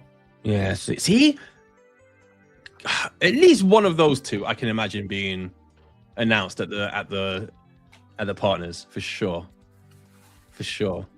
And then you have to like think what that one more thing at the partners would be, and that's the one, because that would be dedicated to. This is interesting because I'm looking at my notes. There was another video. This one wasn't from Nate the Hate. This is from your friend Nash Weedle. And he's mentioned a lot of these in the past, but I think he kind of like did like a little summary video. And so, Silent Hill 2 remake. Max Payne remake, I heard about that, Jedi, Fallen Order, and Survivor, Bradley the Badger, Sea of Thieves, Lives of P, Cinema Saga, Hellblade. This one is no. See, Lives of P was one I'm convinced is going to show up, because that's they like bought a Switch 2 for everyone on the team or something. Yeah, right? yeah, exactly, and they were really enthusiastic about it. And I think at the time the story was that they were very close, I think, to announcing it, but there was something that they wanted to ensure first. I think it was either getting the DLC done, or that they wanted to announce or bring it over with an announcement of Lives of Peace 2 as well. I think it was something like that. But they were basically ready to announce it. They're basically ready to announce it, which curiously enough is the same for Kingdom Hearts. Apparently, I just know that they're coming, but Nash said that as well as knowing that they're coming, he was told, and he said this publicly, so I can say it, he was told that it's like ready. It's ready to be dropped, to be announced. Like, so that's something that could show up as well. Like I said, like the only thing that I've been told I was excited about again was Final Fantasy Rebirth. And so I heard Nick the Hate say that he's heard it's coming this year, and I was told, I said to you, I can't say it, but I was told a date, or better, I was told a month. We're live, and I we're live. So we can't say. I'm not going to say, but I was told a month. But I was told it's coming out at the same time as the Xbox version, and it is this year. But what I'll say is, it was sooner than I at least expected. That's what. Yeah, I mean, I feel like it coming out this year is already sooner than I would expect. Well, that's already sooner, but it was even sooner than I thought. To me, it feels like you're just saying summer. I don't know. I ain't saying nothing. But sure, I know you're not, but I'm saying nothing. I'm just saying it's coming. It's getting shadow dropped next week. No. But I heard it's this year. I was surprised. And I heard it's the same time as the Xbox version, So, and funny enough, like does that mean they would go day and date for the third version? Because why would they bother with such a quick turnaround? No, but I did hear. I mean, it's obvious, but that they were impressed by it looked and ran well. Rebirth. So I'm excited. I'm excited for that. But because I've never even really played. I'm playing 7 now, remake. It's the first proper Final Fantasy game I've ever played, and like I'm really enjoying it. Like I'm really, really enjoying it. How far have you got? Sorry? Oh God, not that. I've played maybe about 5 hours. So like I did the first. Have you gone past the church? I don't think so. I got past. Yes. Do you remember this a bit when the first time you go on the bike and you fight that blonde-haired dude? Yeah. You can have a fight with her. I've just gone like maybe half an hour past that. Okay. Yeah, I want to replay it specifically on Switch 2 because of Nintendo goggles, I guess. So, yeah, I don't know, but I also could just play it for free on my PlayStation. I think I think you get the integrated version for free if you already had the OG. So I don't know why I want to play on my Switch 2 instead. But see, that's what they're fighting. That's what Nintendo's fighting. This is why they need more exclusives. Because like, you know, for me, it's like I'm like one of those that's just like I just want to buy everything on my Switch 2. Like I was even like that on Switch 1. Like I was buying Doom that was 27 FPS. I was like, I don't care. I want it on my Switch. I want to play it portably. But a lot of people aren't like that. Yeah, You know? I like holding it in my hand sometimes, but I normally play games on my TV. That's how Yeah, and exactly. So that's what. This is why I've said so much. Like Resident Evil Requiem is so important for the Switch 2 to me because that game needs to sell. Like it needs to at least outsell the Xbox version, at least, because it's like day and day. It looks insane. It's 60 FPS. It looks like. It's got all the content. Capcom is pushing it hard. There's an amiibo coming out with it day one. You're getting a package if you want it with 7 and 8. So yeah, the controller. Like, other than the whole keycard thing, there is no reason. It's not like, for example, it's not like the Switch 1, right? Where it's like the gap was big, right? You got Doom on Switch 1 versus PS4. The gap was big, you know, whether you liked it or not, and Witcher 3 and all that. With the Switch 2 versus the PS5, even. That gap is closed down diminishing so much. returns. Yeah, 100%. Whenever you talk to people who are very like into graphics and tech stuff, they'll just say you're full of shit. Yeah, 120 FPS. Quite frankly, it may be the case for a select small group of people, but for the masses, they usually can't tell that much of a difference. 100%. 100%. And so, you know, it isn't that there isn't a difference. It's just that the difference becomes less and less obvious to people. 100%. Yeah, it's getting to that point now where, and like we already know the Switch 2 supposedly is meant to get like a bump in DLSS at some point as well. There's the whole thing with Unreal Engine that's going to allow the Switch 2 to basically get more out of it. All these kind of things, right? So, like sometimes I feel a bit downhearted. Like I remember seeing like the top 10 or top 20 biggest sellers for Nintendo, and I'll see stuff like Astral Chain sell 1.2 million, but then like a Mario Tennis game with no content sell 8, 9, 10 million. I'm like, oh no, it's just killing me. Like these, like those, like stuff like Astral Chain, Bayonetta 3, like those games should Xenoblade. Those games should be selling. They should be selling at least 4 or 5 million, at least, at least 3. Jesus. But when they sell 1.2 and just like anything Nintendo throws out, you know, that might not necessarily be that great sales, 8, 9, 10 million without even trying. I can imagine at some point third parties must be thinking, okay, like what are we doing? So I'm hoping Resident Evil 9 hits big. Like I'm really hoping. We'll see. Yeah. I mean, I'm hyped for him. I'm playing through Resident Evil 2 Remake now, and I'm gonna do 4 Remake, and then I'm gonna play 9. It's gonna be great. Oh, yeah. I'm so excited for it. I'm so. You know, I've been talking a lot about Resident Evil, and that's probably maybe my most anticipated. But have you tried the demo for Reanimal? No. Oh, dude. Can I play it on my Switch too? Yeah, it's co-op as well. It's amazing. It's basically, you know, it's the people who made Little Nightmares 1 and 2, right?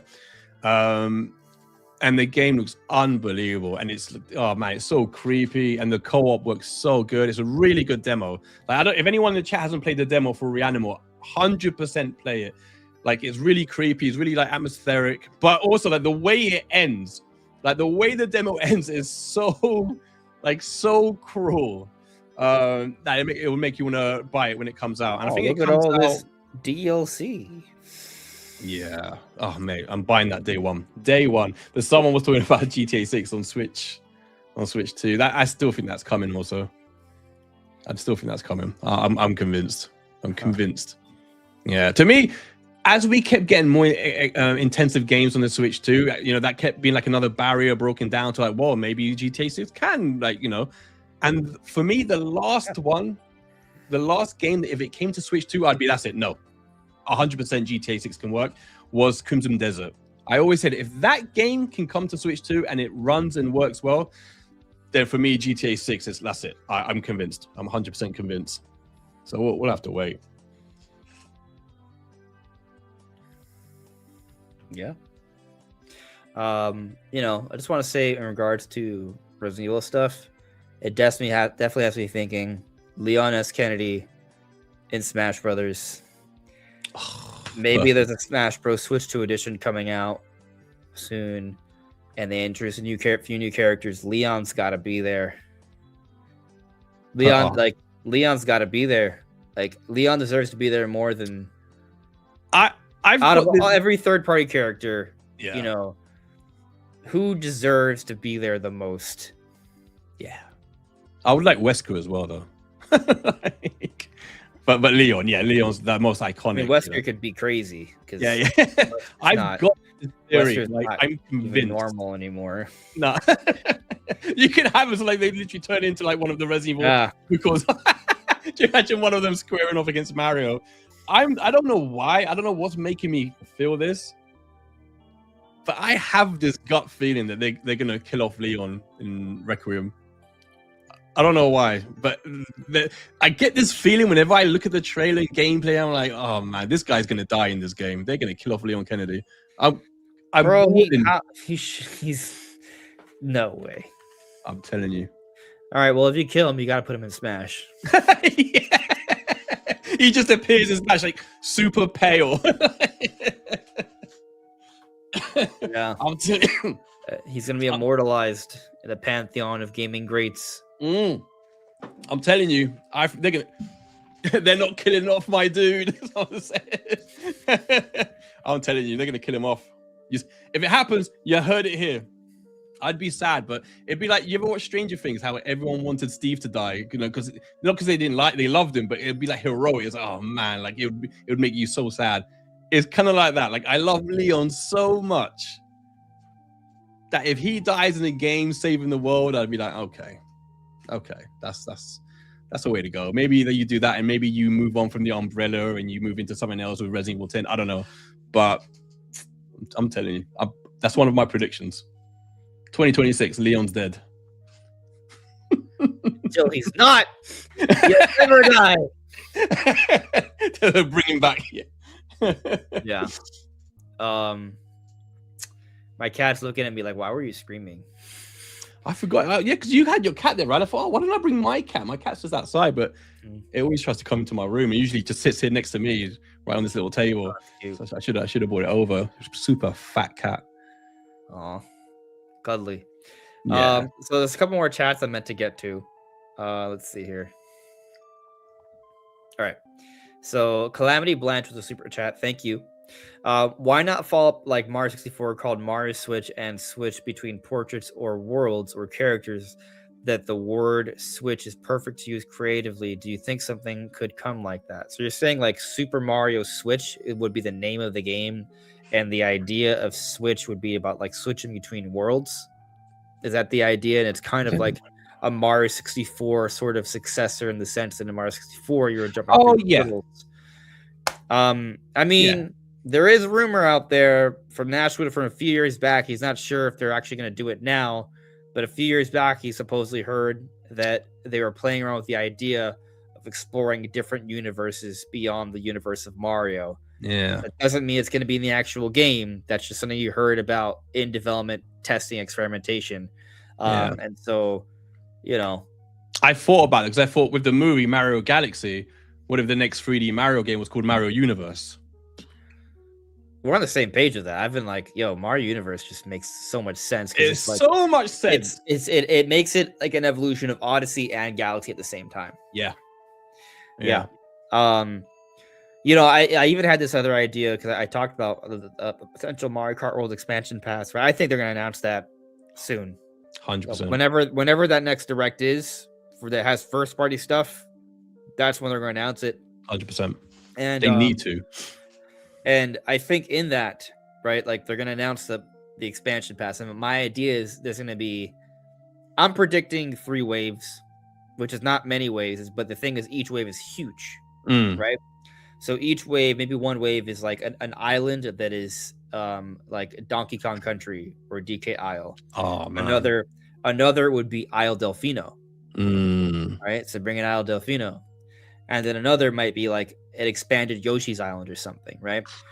And so this would work because you wouldn't have to change around the map because they took so much time to like really craft that world. I don't think they want to Fortnite it where they have updates that just swap things out or they could add little things, in the upper spaces, but I don't think they're going to add tracks like onto the terrain. That would take too much away from what's already been there. But having islands that are just outside that you could drive to, expand the map. Do you think? Yeah, exactly. Expand the map with some islands, right? And these islands would have about 6 tracks, enough to do a couple different Grand Prix or knockout tours within these islands, but also you could have them link to the mainland, right? Yeah. But this is where this may sound irrelevant, but it's going to sound relevant now once I explain this other part. They add a warp system where they put in little portals, and they can put some of them in the mainland, right? And they'll have some on these islands. And so when you go through these portals, and it warps you to another part to the map. And so once you do this, you actually open a door for more, because you could have portals that could take you to other areas that don't even fit within the island. Like what if they wanted to add a Hyrule circuit, for example, or Vuros, or a Star Fox section or something. Like if they wanted to do that, they could add little warps that temporarily take you to other parts, that don't fit within the world. And I only mentioned that because if there is this plan for 3D Mario to have a universal exploration going between different realms, adding this warping element to Mario Kart World would be in line with that. And also just functionally offering some fast traveling, to different areas will also offer more variety for knockout tour and Grand Prix as well. Like if they add more customization to that, you could really do so much in terms of where you go, Yeah. Because like when you're picking a knockout tour, like you pick 8 different routes, right? Yeah. But in theory, there's like way more routes you could choose. Like a lot. Imagine if they allowed you to like literally draw the line you want. I was just thinking if you could customize it like completely. Yeah. Yeah. Exactly. And now imagine if they allowed you to pick one warp as well. So you go 1, 2, 3 warp, 4, 5, 6 on another part of the map, or containing one of the islands for the DLC. So like they could expand on this significantly if they wanted to. Dude, if they let you like draw out your own pathway, like your own route, they don't even have to add new tracks, like just allowing you to exactly, just do that. Oh man, that would be insane. Yeah, because I'll be honest, there's very few, I'm so easy to please. Like I just want a 200 cc. 2000. That's for the next expansion pass. Yeah, that's the rocket. Yeah. Like with 200 cc, I'd be zero. Yeah, I'd be super happy, but and admittedly, when I saw the map, I probably like loads of people, I looked at it and I thought, okay, they're gonna Fortnite this, right? They're just gonna keep adding stuff and changing stuff every, like seasons almost, but whatever, right? But what you're saying not only makes so much more sense, it seems it would be so much more fun. Like to give that control to someone. But you imagine you've got like 8 friends around, and you're all taking it in turns, choosing a pathway or whatever. And like you said, if you had warp ways that you just, take you to the opposite side of the map, or exactly, or Isle Delfino if that's part of the DLC. Man, have you taken a look at the map of Isle Delfino recently? No. Let me show you something. Oh, Mr. Pat Campion in the chat. Hey, Mr. Pat and Sketches. Hope you're well, guys. Let me show you this. I think you'll see this and you'll be like, yep, that just makes that they need to add that to Mario Kart World. Like you're gonna see it and you're gonna be like, yeah, that they need to do that. Wrong thing. How do you feel about Mario Kart generally? Like, do you play? Like, are you happy with it or love it? Love it. Really? Yeah. Okay. Yeah. I haven't. I like playing with my brother. I haven't played that much recently. I still play it here and there, but like if I have friends over, I play it. Yeah. I'm gonna play Mario Kart World for years to come. It's the same thing as 8 Deluxe. Like I play it in waves when there's people to play around with. But yeah, I play it. Anyway, so you see, this is a map of Isle Delfino, right? This could so easily be adapted to be like an island just off of the Mario Kart World Kingdom, right? Like. And not all of these would have to be tracks, but clearly some of these could just drive through. But they could turn some of these into tracks, right? Like it would just, it just looks like it would work perfectly. Yeah, you know what, man? I was smiling because like you showed me this, and then I thought of something so outlandish that could never happen. But I thought it would be so amazing. Yeah. That it would be if they put the what was it? What was it called? Was it called Event Tide Island in Breath of the Wild? Where you lost all your stuff? Yes. Yeah. Man, if they put that there, and you have like the big dudes just laying around, and you drive on their bellies or something. Like, oh, even something like that. That would be really awesome. Yeah, That'd if they be did bring an amazing. Event Tide Island. Oh man, that's a really smart idea. Man, You know, it'd be so funny if like you drive through as Mario and you instantly you're just driving in your shorts, like your shirt disappears and you have nothing. You know, it'd be interesting, like if they did something like that. I mean, Event Tide Island's not that big. No, it's pretty like that, but no, but also they can take liberties. You know, yeah, they can take yeah, liberties. because you'd recognize it, right? You saw it, even if they changed it a little bit. But like to race across the sand and maybe like up at some hills and around like the tree area and whatever, maybe see something in the background related to Breath of the Wild. I don't know. You know, maybe here. So imagine this, right? So imagine they have Yoshi's Island, which is a track, right? I think they may want to bring back some of the tracks. So they expand the track of Yoshi's Island, right, to be one of these DLC islands. But there's also this warp thing I'm talking about. So it's almost like it's not just Yoshi's Island. There's a warp that's literally right next to it, and you can see it, right? So you kind of drive through, and it's Event Tide Island. But once you get to the Event Tide side, you can see like Hyrule Castle Yeah, in the background, right? So like when you're in this area, you can see that background when you go through the warp zone, right? You can tell that Event Tide Island's connected to Yoshi's Island because of this warp, but you don't see Hyrule until you're in that part. Mate, you can even have Ganon's, like, what do you call it, aura around and stuff like, oh man. Oh yeah, there could be a mouse event. Yeah. Oh, we're giving them gold, Andres. We're giving them gold. Yeah. Man. They should pay us for this. We're going to see it one day in the future update watch, and we're going to look at each other like, oh my God. Someone at Nintendo will watch this. They do another one for Viros too. You drive through Fury Green and then out into the desert, and then they have the what you call it, the green crystal shower. Yeah. Oh man, that'd be cool, right? And you have Samus on the bike. Oh, but you like you mentioned like an important, but you know, like something a lot of people forget. This is a game that is going to be constantly tweaked, you know, and added to throughout years, and it's easy to forget that, you know. Yeah. So yeah, no, I'm always excited. I've like you said, I fully expect that DLC to be substantial when it hits, for sure. I think otherwise we would have seen something. I think otherwise we would have seen the DLC quite quickly, but the fact we haven't kind of makes me feel better about it. Makes me feel like, yeah, they're doing something special with it. Yeah. I got a few more super chats here. So let's see here. Eric Dorlato with super chat. Thank you for the super chat. Is the universe ending yet? I would like to see like a vote on how people basically feel after knowing it's a partner. Like how many people are truly upset. Asking now versus asking later is definitely gonna be interesting, because the thing is, where's the live chat? We had like 270, 280 people watching earlier, right? I think a lot of people were venting their anger. Now we've still high numbers, honestly, for the turnout's amazing. I think we're like at 170 currently. Oh, nice. Which is still great. But it's just if we had put the poll up then, it would have been different. Is what I'm saying. Yeah. Yeah. It might still be like furious, but all right. So how should I ask this? How excited are you? Like you have to be geared in that way, right? Like how excited are you for, like, you know, how direct next week? Yeah, like knowing what you know, knowing what could be announced. You know, like you have to think about it. Like compared to the Switch One, upon a showcase, it's a different deal.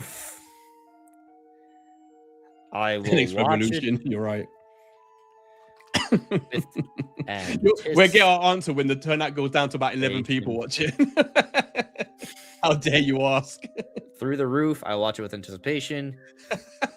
You put through the roof. I will. What's a good third option? I will check the highlights. Yeah. Tell Be me the about last it one I later. unsubscribe. I ran out of options. This, Oh, all right, man. so maybe we can adjust. All right, so I hope. go Sorry. on.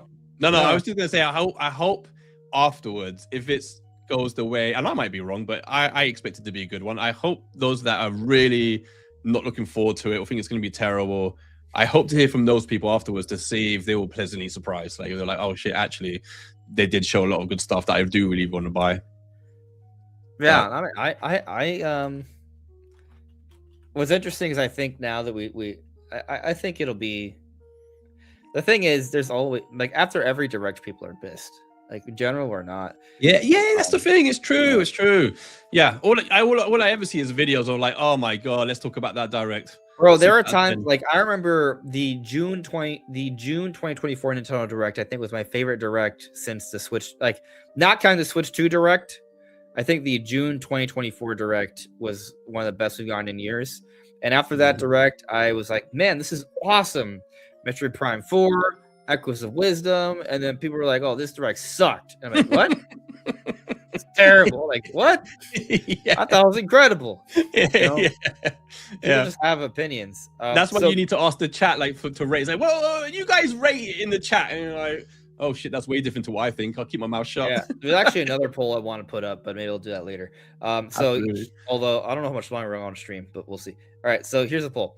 How excited are you for this partner direct next week? Apparently, I put apparently because we don't know for 100%. We keep forgetting. Yeah, keep that in mind. Anyway, the options are through the roof in all caps. Second option, I will watch it with some anticipation. Apparently, that's too long of a. I'm just gonna say with anticipation. There's no some. Or watching. Yeah, that's fine. I will check the highlights later. Meh. Tell me about it later. Those are the options. What's it at now? People voted. I'm starting a poll now. Let's see. Oh, you're doing it now. Cool. You know, we haven't spoken about Tomodachi, right? Yes, that's the other poll I wanted to allude to. I'm curious how many people on my channel care, because I don't care for it. I really don't. I know people are in love with this game. I know for some people it's like the greatest thing of all time. Day one for me. Day one. But before we go on this train, there's a few other super chats I promised to get to that I haven't, so I'm going to do it now. Yeah. Eric Tolado with another super chat. They can't do 45 ms of ports. Please no. Is this like latency or something? I'm not sure I understand. Am I just confused? Was it 45 millions of ports? So just like they can't do like a fat amount of ports, do they mean? You can't do 45 millions of ports? Maybe. Please I think that's what it is. I mean, I agree it shouldn't just be ports. I think they need to have by ports I mean games that have been out for a while. Like, hey, it's finally on Nintendo. Like, yeah, I agree. Like that's fine, but what I really want are games that are on the way. Yeah. Like, that I agree with. I let it slide on the Switch one because I was just glad we got those games because we've been so starved of third parties. Now I don't think there's any excuse. Like when we got Borderlands, delayed and stuff like that. To me, there's no excuse anymore. Like a developer that's making a game now, planning ahead, has decided to release it on Switch 2, has to ensure that it's day and date with the other consoles. There's none of this where like the Switch 1, it takes an extra year and a half to develop because we have to sacrifice so much for it to run. No, like if it runs on Series S, it runs on the Switch 2. Make sure it's day and date. Like there's no excuse anymore. So like that for me now is like you have to make that happen as a studio. You have to. So, and I think by large amount, I think we're going to see that become like the norm. I hope, but I think it will be. I have the same hopes. Yeah. Next super chat, Boo Mini. Thank you for super chat, buddy. We all got.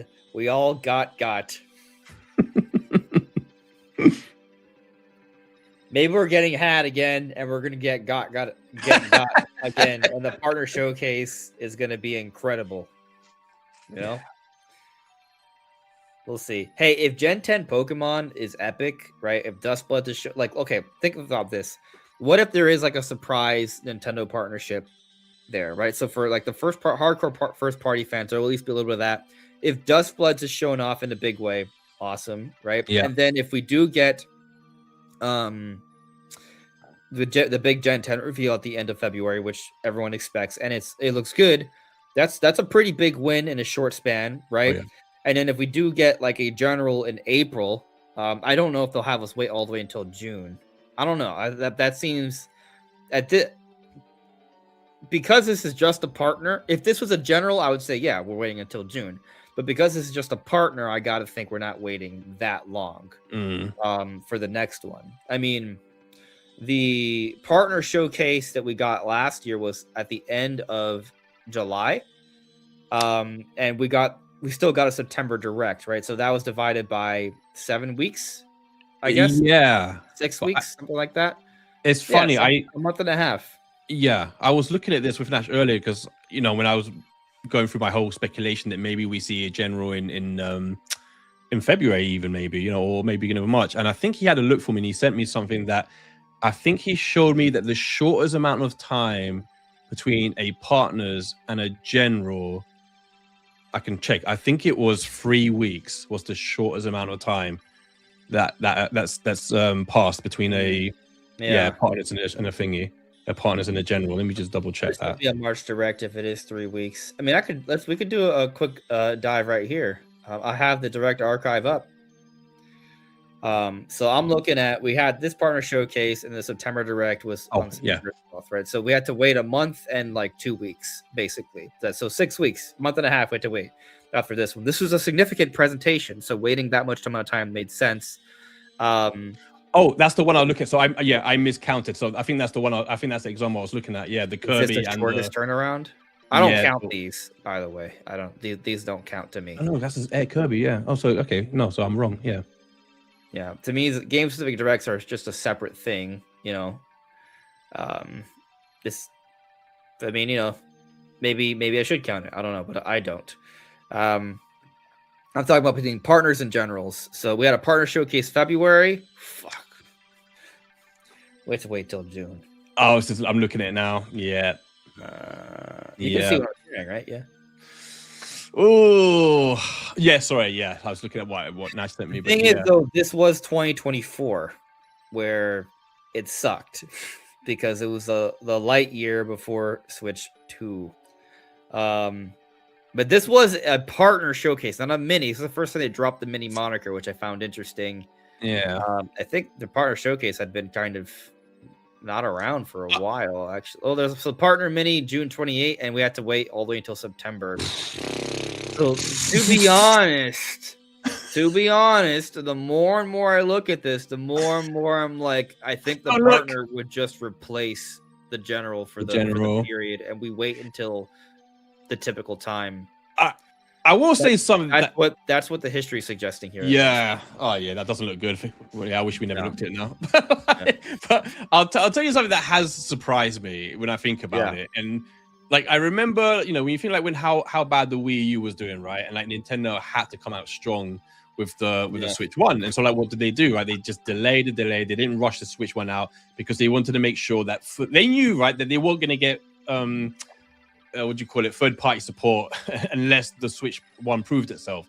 So they ensured that they did not release the Switch 1 until they knew they could support it for that year by themselves, right? So they came out year 1, bam, Breath of the Wild, and then every 6 weeks they had something, whether it was Splatoon, Mario Kart 8 Deluxe, ARMS, Mario at the end, Xenoblade, right? Every 6 weeks they had something massive.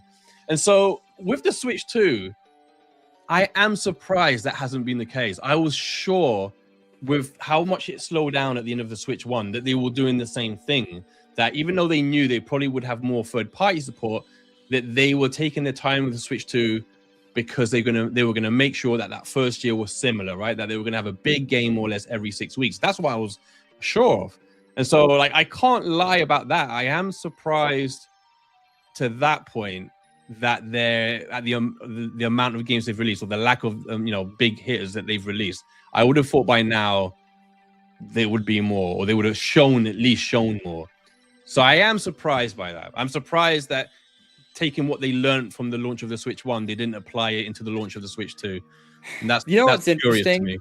maybe it's the case, and I don't want to believe this, but maybe it's the case that what Nintendo is going through right now, when I say this, it may sound crazy, but you just stick with me here. Nintendo may be going through what they went through when they transitioned from the Wii to the Wii U. Yeah. What I mean is, when they transitioned from the Wii to the Wii U, they transitioned from standard definition to high definition. And that transition caused a lot. Development times increased significantly. Yeah. They needed time to figure out different games and how to move forward. And so they didn't have the strongest lineup to start the generation. In fact, and what was funny is that they probably should have actually, from a convenience perspective, like it probably would have made sense to come out with a Wii U a year sooner. But they weren't ready. And even when they waited a year longer, like the Wii was dead that last year. Like they should have had something ready 2011. They didn't. Yeah. And so we waited till 2012, which was a slow, pathetic year. And then their launch lineup for 2012 was weak. It was very weak. Yeah. 100%. And that year was light as well. Like they eventually gave us a Wind Waker HD and a Super Mario 3D World. But even then, Wind Waker HD was, a remaster of Wind Waker, which was nice, but it was a remaster of a GameCube game at the end of the day. A very nice remaster, but that's what it was. Yeah. And Super Mario 3D World, which is actually a really good game. I think it's aged extremely well. I love it. Right? Yeah. Love to go back to it. But for the time, it wasn't really like, oh, so this is the jump from Galaxy, 100%. Yeah, there was like Mario was going through a lot of criticism then, because there was Mario. What was the Mario that came out on day one with the Wii U? I can't remember what it's called now. Super Mario Bros. U. Yeah. Super Mario Brothers or something. Yeah, New that Super Mario was Bros. U. New Super Mario Brothers U. Yeah. And then they added a deluxe when it came out again. Yeah, on Switch. But I mean, because the Luigi part that came out like the year after, whatever, that was I thought a lot better. But I remember playing that on the Wii U. I bought 2 games on day one. I bought that and I bought Zombie U. And I played Mario. And I remember thinking, this is the first time I'm playing a Mario game that I don't feel that like magic. Like I'm playing through these levels and they all kind of samey. It was very cookie cutter for the most part. Exactly. It was super copy and paste.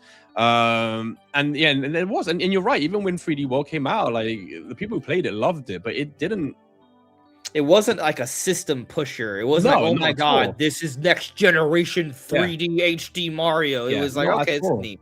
Not at all. Yeah, it was cute. They went for cute with the cat. The cat thing is fun.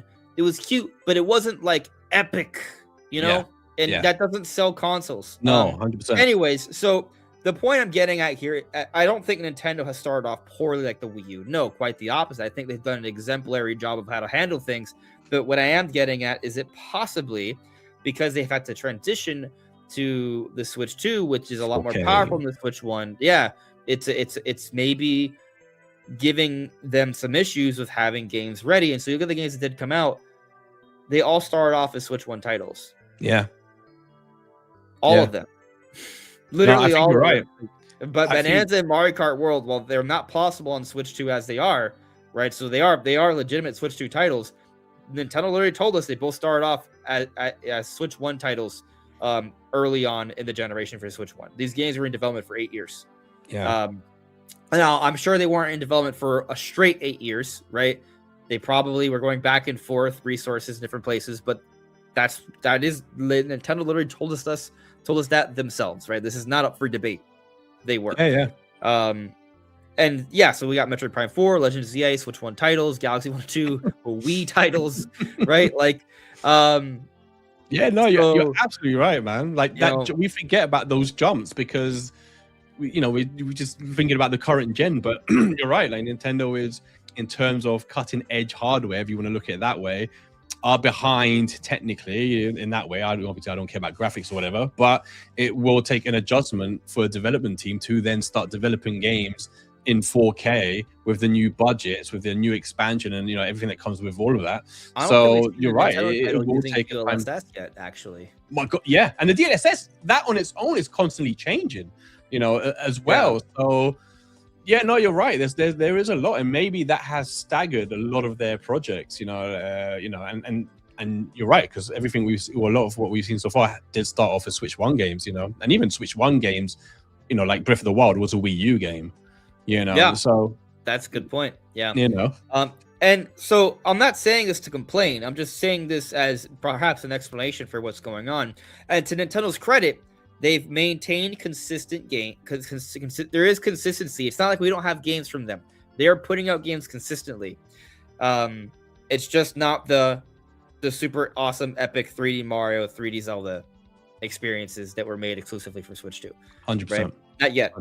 100%. And so maybe that plays a little bit of a role here. Yeah, I did. But I also feel like they had a lot of time.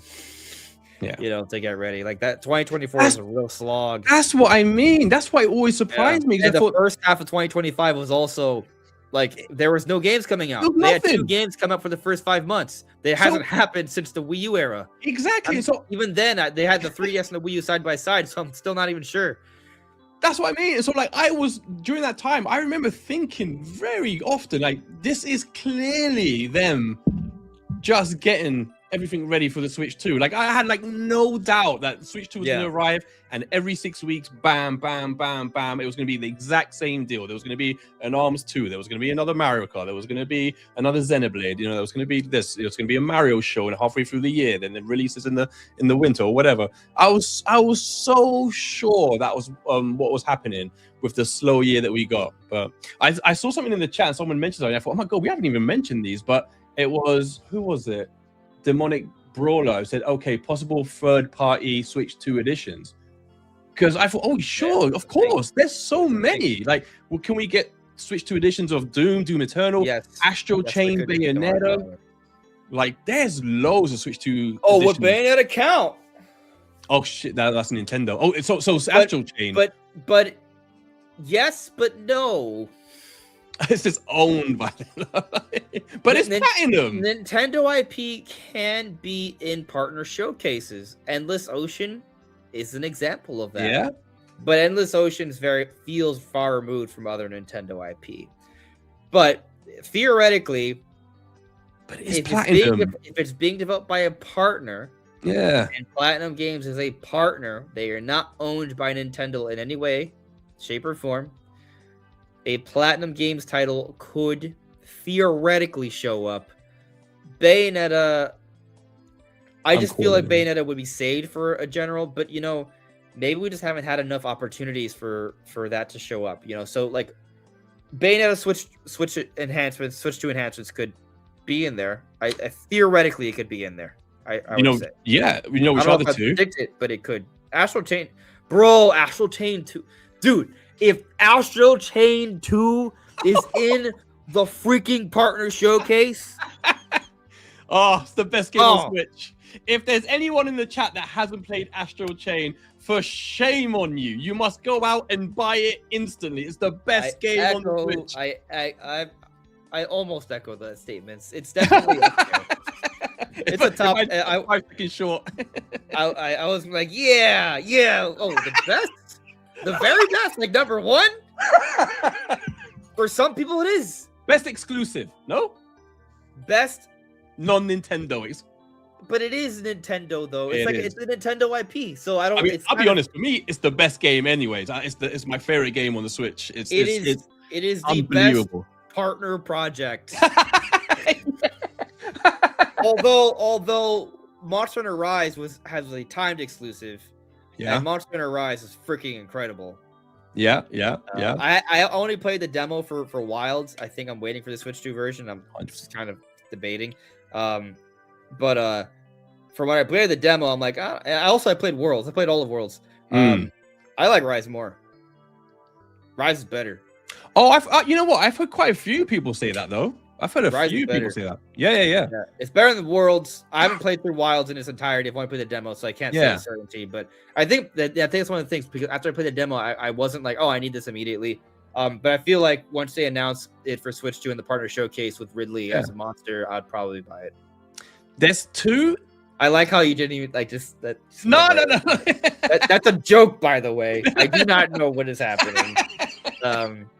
But if it happens, you heard it here first. It's a joke. Just occurred to me. I thought like, oh, I can think of 2 more that now I think about it should be highly probable to show up in the partners, which are Switch 2 editions of The Witcher 3 and Kingdom Come Deliverance. I can't find my live stream. Hold on, there it is. Oh yeah, I can see us. Yeah. I can't load the live chat anymore though. Oh, you got it? It's back. It's back. It's good. Okay. Oh man. Someone said, who was it? Superpower Woman said, I played Astral Chain for 7 hours and dropped it. Sorry, didn't hit. You played it for 7 hours. That's a pretty good amount of hours. That's a good amount. Oh, what a game! What a game! Oh, they should make like an anime of it. You probably needed it at 60 frames per second, which it would be on Switch 2. Yeah, that's what they do, right? 4K 60. Astral Chain 2 would be, but they think that they could do like an enhancement for Astral Chain 1. Yeah. Oh, man. Dude, Eternal Darkness, Astral Chain 2, Star Fox by Ubisoft, the Dust Bloods. See, it's the best direct ever. There you go. I'm so easy to please. That's not. But if one of those could happen, though. Yeah, I mean, I ask Nash about Astral Chain all the time, and he says like it's coming. He's like convinced it's coming. It's Nintendo owned. Nintendo has a patent on the combat. They're like really happy with the game, and in fact, to the point where it's like they're very apparently. I think I remember correctly what he was saying. Is like they're very insistent on it, man. You know, to the point where it's like, look, they'll do it themselves, otherwise, or they even have some of their own devs working on it with Platinum.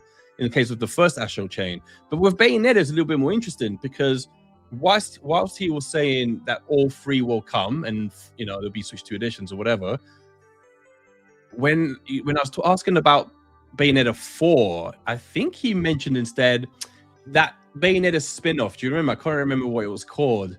There was that Bayonetta spin-off, the little kind of cutesy one. Bayonetta Origins.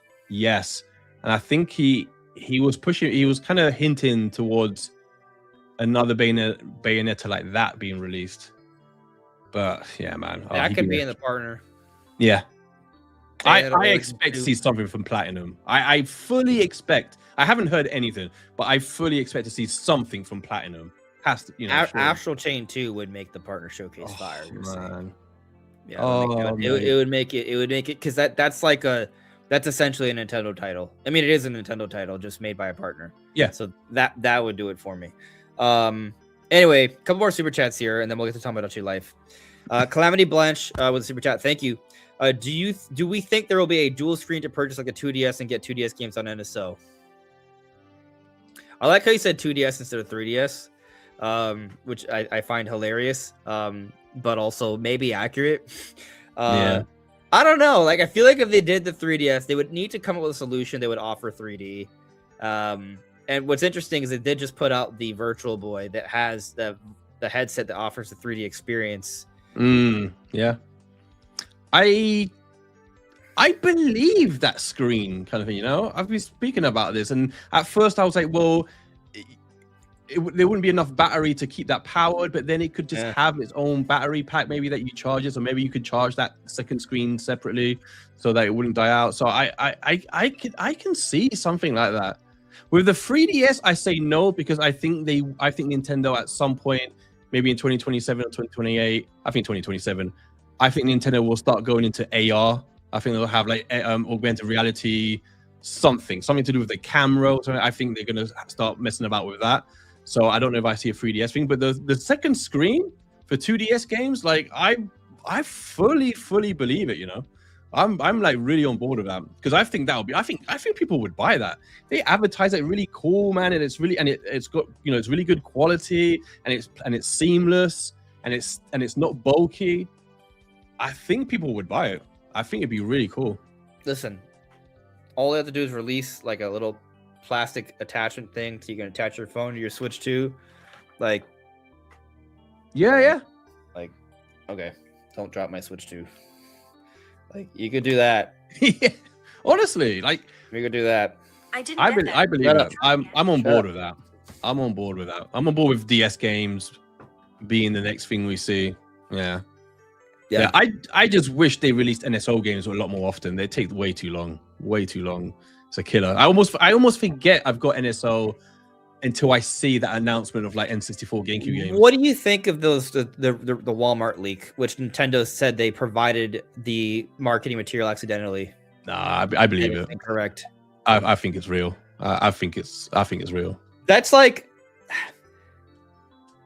I don't know. Do you not believe it? Do you think it was a mistake? Do you think it's not real? No, I think it was a mistake in the sense that they mistakenly leaked their plans.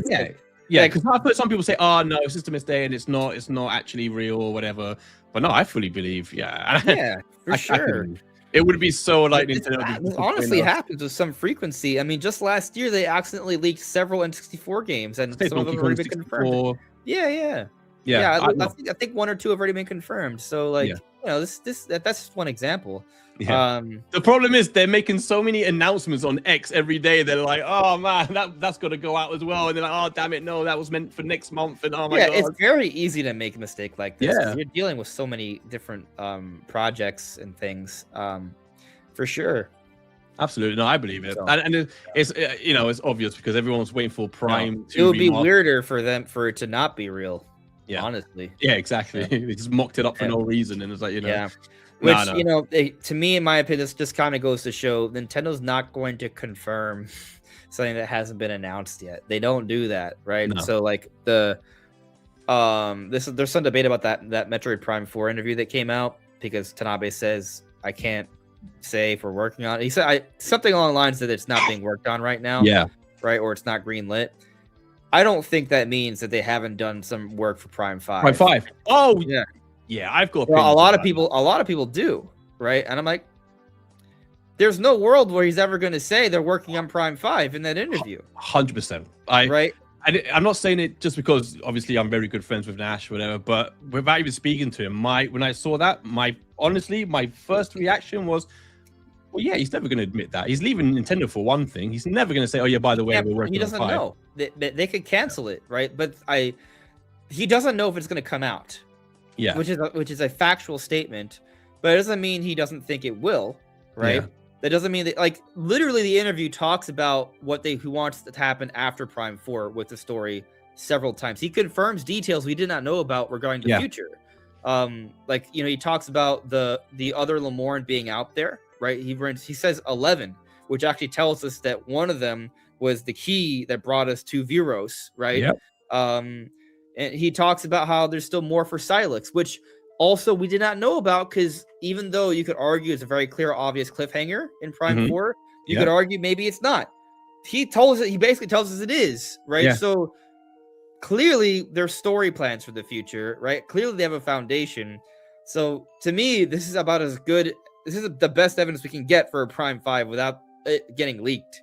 Yeah, I fully believe it. I mean, like, and the amount of people that they brought on throughout the process and even really late on. And like, even when you go back, I was researching because a lot of people say, no, there's no way you can develop 2 games at the same time. And I went back and I can't remember which Black Ops game they were, but there was 2 that was being developed exactly at the same time. It was 5 and 6, or I can't remember which 2. And then I went back and looked at Prime 2 and 3, and Prime 3 was revealed 10 months after Prime 2. 10 months only. So, like, clearly, because the story goes that they were working on Prime 3 whilst they were finishing up Prime 2. And you think, like, well, yeah, if they revealed Prime 3 10 months only after Prime 2, then clearly they were doing some kind of work on Prime 3. Talking about, like, that blue screen, like, it was like a very basic teaser of Prime 3. Prime 3 announcement date. I believe it was 10 months difference when I looked it up. Yeah, I'm trying to find it because they're only telling me. I googled it. I just get a release date. I want an announcement date. The thing is, it's an announcement date. They announced it like at an E3 event or something. Yes, I think they showed like a basic cinematic or something like this. It was super. It was like Samus just standing in like a very ship. Or something. It was super basic. Yeah, you could just see like space behind her, and like on some sort of desolate planet. Like, it was I think that might. Oh no, I was gonna say. Wasn't that the game was first shown to the public at E3 2005? Right. So that would be June 2005. Oh wait, your mic's gone like tinny. Eh? Now it's okay. I don't know, man. That was Getting weird. late, I guess. I But just all heard. I'm just saying that Prime 2 came out November 2004. Can you hear me clearly? Yes, November 2004 for Prime 4 or Prime 2. Sorry. Yeah. So yeah, that's very immediate. Yeah. So So now I'm not saying obviously because what we saw was really basic, but they would have done some. They would have started work for sure. Yeah, I don't think that Prime 5 is like deep into development though. No, I don't need that at all. No, I think, and I don't think it's coming out 2027. I think that's too early. Maybe at one point they were hoping to do that, but they also probably were hoping Prime 4 is going to be out a lot earlier too. I was going to say, I imagine they would have thought Prime 4 would have been, for sure, out a lot earlier. So maybe after it the thing is, like, if you read the interviews, there were still things they wanted done with Prime 4, but they were like, that's it. It's been way too long. You got to move on, right? Yeah. So, yeah, I mean, I think maybe if Prime 4 had come out maybe a year or two earlier, talking about 2007 optimistically, and usually optimistically means no, right? Then maybe it's conceivable, right? But more realistically, this is gonna take even 2028. I think is optimistic, right? Yeah. But that's how you see when you look at the story and the way it ends. Like it's clear that they've got a roadmap to an extended story. That's clear. That's not what I didn't get the sense that when it finished, that was one of those. We'll just throw in a cliffhanger in case one day they make us let us do another one. I took that as no. Throughout the whole thread, to me, I got the sense that they're building up an extended story the whole way through that game. Yeah, this is meant to be like a series that's gonna continue, right? Like that's the sense I got. The Silex teaser at the end of Prime 3 was like a promise of a potential future, but not necessarily like exactly. This ends like, to me, it's like almost like the sense I got, the way it ends is like get ready for another battle. Basically, that's the sense I got. Like we're gonna be off in a second. I also think we know more about Silex because what they showed for Silex is not really, honestly, it's not enough. I think that's what some people take issue with that, because I think he's cool, but the backstory does not really, it's not satisfactory. I think the issue there is that there's actually is more to the backstory, but because they're saving it. I fully agree. They need to do a few things with that. I just avoid into and I think that with the feedback, they're going to do a better job. I think so. Yeah, I think so. No, I'm hopeful for him, 100%. Yeah, we keep getting sidetracked. I know, but this always happens when we do. I know. All right. For now, this is the last. Oh, there's another. Okay. Jamal Perrier 4760. Thank you for super chat. I like to call the 2024 slog you're all talking about the transition era, but to me, it really started right after Tears of the Kingdom came out in 2023. Lol. Yeah. For me, it wasn't after Tears of the Kingdom because we had Pikmin 4 in the summer and Mario Wonder in October, so those were pretty big for me. But I understand your point. Like, yeah, 2023 was the last good Switch 1 year.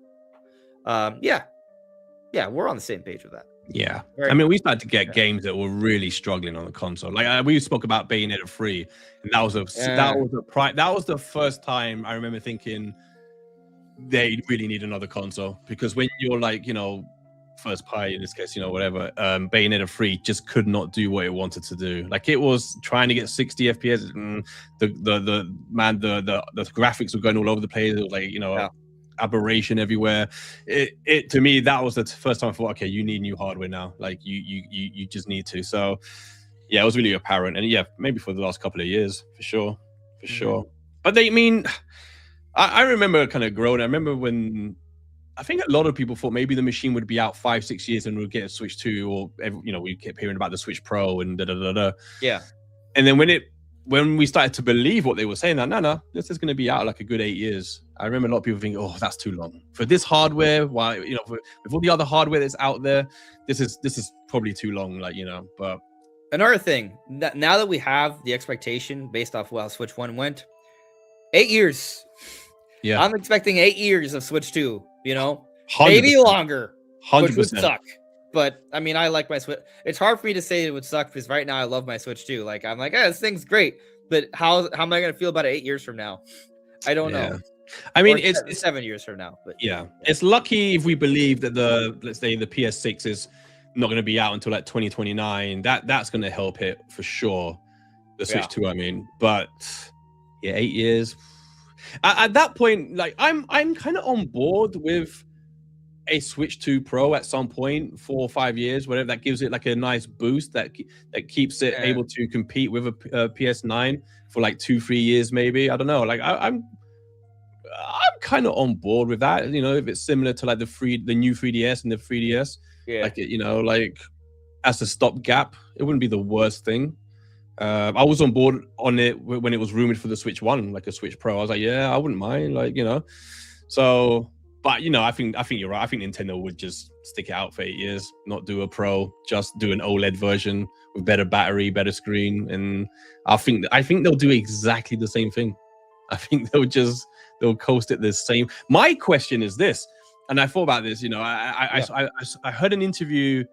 I think it was a podcast. It was an old IGN podcast, and they were talking about Iwata and, you know, how he dealt through the failure of the Wii U, but then how he oversaw the Switch, obviously before, you know, he passed away, sadly. And I remember I was thinking to myself, okay, the Switch 1, like, you know, beat every record. What happens? What would he do let's say the Switch ends on like 80 million, let's say. Very, you know, good. 80 million is really good, you know, but it's in that space where they're like, they might ask the question, are people getting tired with this particular thing? Do we not do a hybrid anymore? Do we need to change the hybrid radically, like Nintendo style, and really make it have some mad ideas? Like, I would like to. I'm not sure that if this sells an 80 million, they just think, yeah, we'll just do a more powerful Switch 3. Like, I feel like Nintendo's instinct is always like, all right, we better change it up. We better do something crazy with this. And I wonder what that could be in like 6-7 years. I think that's a tough call. Oh, yeah. Because I feel like everyone's used to hybrid right now. You can't take that away now. Yeah. I mean, the thing is, you know, before Switch 2 was confirmed, a lot of people were like, nah, Nintendo does weird, wacky stuff, bro. You're wrong. It ain't going to be what the Switch 2 is. But we're like, nah, bro, it's going to be the Switch 2 because that's what makes sense. Yeah, I think if the Switch, we're gonna have to. Well, right now, I mean, the fact of the matter is, I think it's undecided because we don't know. Oh yeah, right? We don't know. Also, the Switch is gonna sell more than 80 million. You think it's gonna sell more? Yeah. Oh I think so. Yeah. It's so obvious.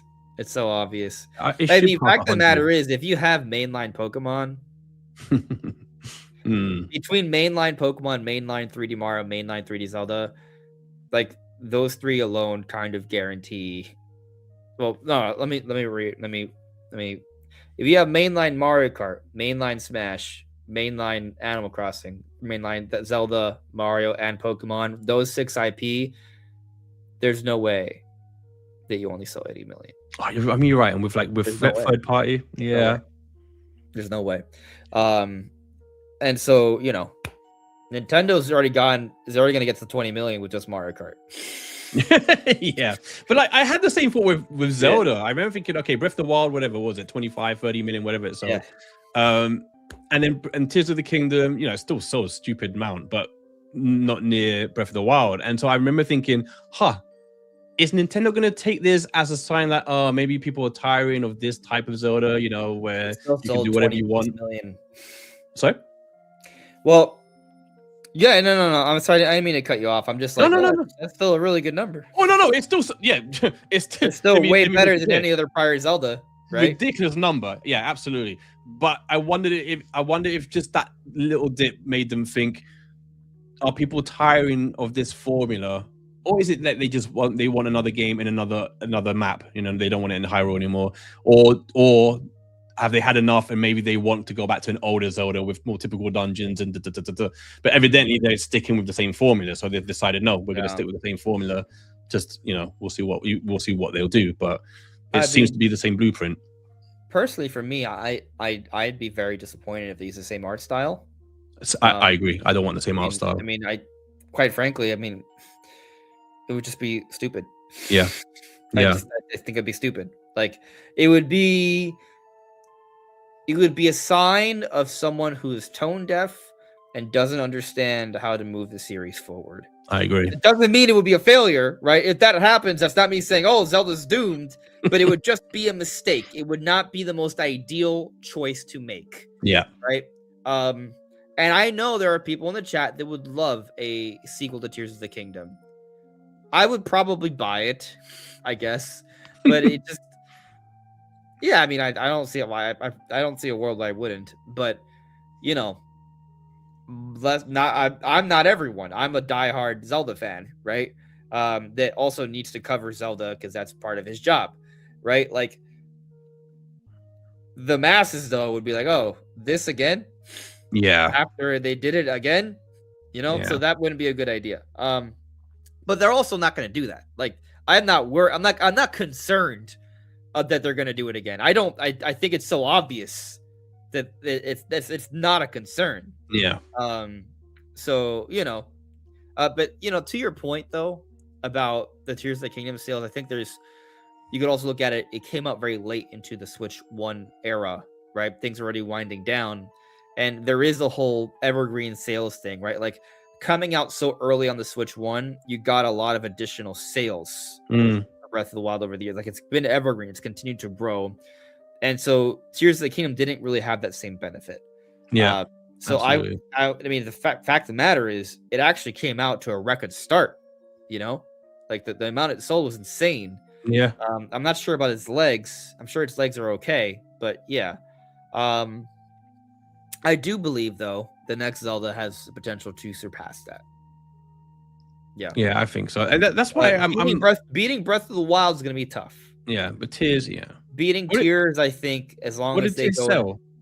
20 plus. 20, yeah. Like I was thinking like 25. 20 plus, like immediately. Yeah. Tears of the Kingdom sales. Do you know what it is? Like I'm replaying Ocarina now, and I'm just like, oh man. I was saying this to my wife because the first Zelda my wife ever played was Breath of the Wild, and she's finished Tears as well. So she's never played an old school Zelda game, and I was trying to explain to her like why I think I prefer those Zelda games now. And I think as much as I loved the idea that you can do anything and you can solve any puzzle any way you want, playing Ocarina now, I like the idea of being in a temple where there's only one, where there's a puzzle and there's only one solution to that puzzle, and that you have to work it out. And I think I miss that, and I kind of, I miss. I was still maybe they just gotta do a mix. Yes, exactly. I think there's a way to merge, you know. And like when Anuma was talking about the inspiration of that they were getting from Hyrule Warriors, I know a lot of people took that to mean the battle system and stuff like that. I took that to mean storytelling. And I think the next Zelda is going to find a way to weave the story in and out a lot more consistently. At least I hope. And so I'm excited. But someone said it in the chat as well. Like, they need to move on from that art style. I want a completely different art style. I do tend to go towards the darker. Like, I think that's why I like Korean, but I really love my favorite Zelda game and art style is Twilight Princess. Like, I was watching someone play it on YouTube the other day, and I was like, oh my God. The colors, you know, the tone, how dark it is. It is beautiful. Oh, the way like Zelda with the hood, you know, is just so like mythical and dark, and oh my God. I wish there was a little bit more exploration of that Zelda. Yeah, I loved it. I truly did. Yeah. I'll tell you that Tears of the Kingdom sold 22 plus million. 22. Okay, 22 plus. Yeah, I mean, it's a ridiculous number. Anyways, it is 11 million less than Breath of the Wild, though. Yeah. But that's an insane number, you know, like 8th best-selling Switch game. Like, yeah. That's what I'm okay with waiting. Like, usually I'm like, oh my God, I just want to see Zelda. I'm okay with like this. Yeah, you know, I almost want to tease myself, get to the point where I'm like, I can't wait anymore, and then have it show up, you know, and then be amazing. I'm okay. See, I'm okay with the Ocarina of Time remake being kind of like our teaser. Man, like, I don't want a 3D Zelda teaser until it's relatively close. I mean, yeah, I want there to be Zelda conversations ongoing, you know, but it doesn't have to be, hey, tease whatever it is 6 years in advance, 4 years in advance. Like that's dumb. Don't No. do that. Yeah, no, Don't no do way. that. Maybe No. 2 years, maybe 2 years is fine, but don't anything more than that is too much. The thing is, if I stop to think about the potential of that Zelda game, like I was talking to my wife about the other day, and I said, listen, we were talking about Breath of the Wild. I said, do you understand Breath of the Wild is a Wii U game? And then I said, look at Tears of the Kingdom, right? It's the same art style, the same place, but just with the difference in that hardware, they were able to build everything underneath the ground, have all the Sky Islands. Just with that difference of hardware, it's not that much more powerful than the Wii U. I said, but the Switch 2 is so much more powerful. And with DLSS, like the potential of what they could build on the Switch 2 in a Zelda game is I'll get too hyped if I think about it, because now I'm expecting something insane. And maybe that's why they want more time. Zelda and Mario. Take their time. Yeah. Well, I mean, they also got to give us games we want to play. So, anyway, one last thing here, and then we'll finally get to Tomodachi Life. All right. Calamity Blanche with a super chat. Thank you. I got Switch 1 because Breath of the Wild and Tears of the Kingdom. That's a longer convo. We kind of had a little bit of that. Breath and Tears are epic. That next 3D Zelda is going to really push sales for sure. But you know what's going to sell like hotcakes in the meanwhile? We got to it. Tomodachi Life. Day one. Not for me. Are you going to? Not at all. You're gonna do the poll though, right? Find out who in the chat's buying, who's not. Oh yes, I'll do that. We gotta find out. I'll do that. We gotta find out. That I'm telling you, I had it on the was it 3DS? 3DS. All right. Wasn't it? So let's conclude this poll here. We got 129 votes. I asked. I'm gonna end the poll now. See, it's gonna take a moment for it to pop up. All right. I asked, how excited are you for this partner direct next week? Apparently. Again, it's not confirmed yet, but probably happening. With 129 votes, 14% said they were through the roof. 14%.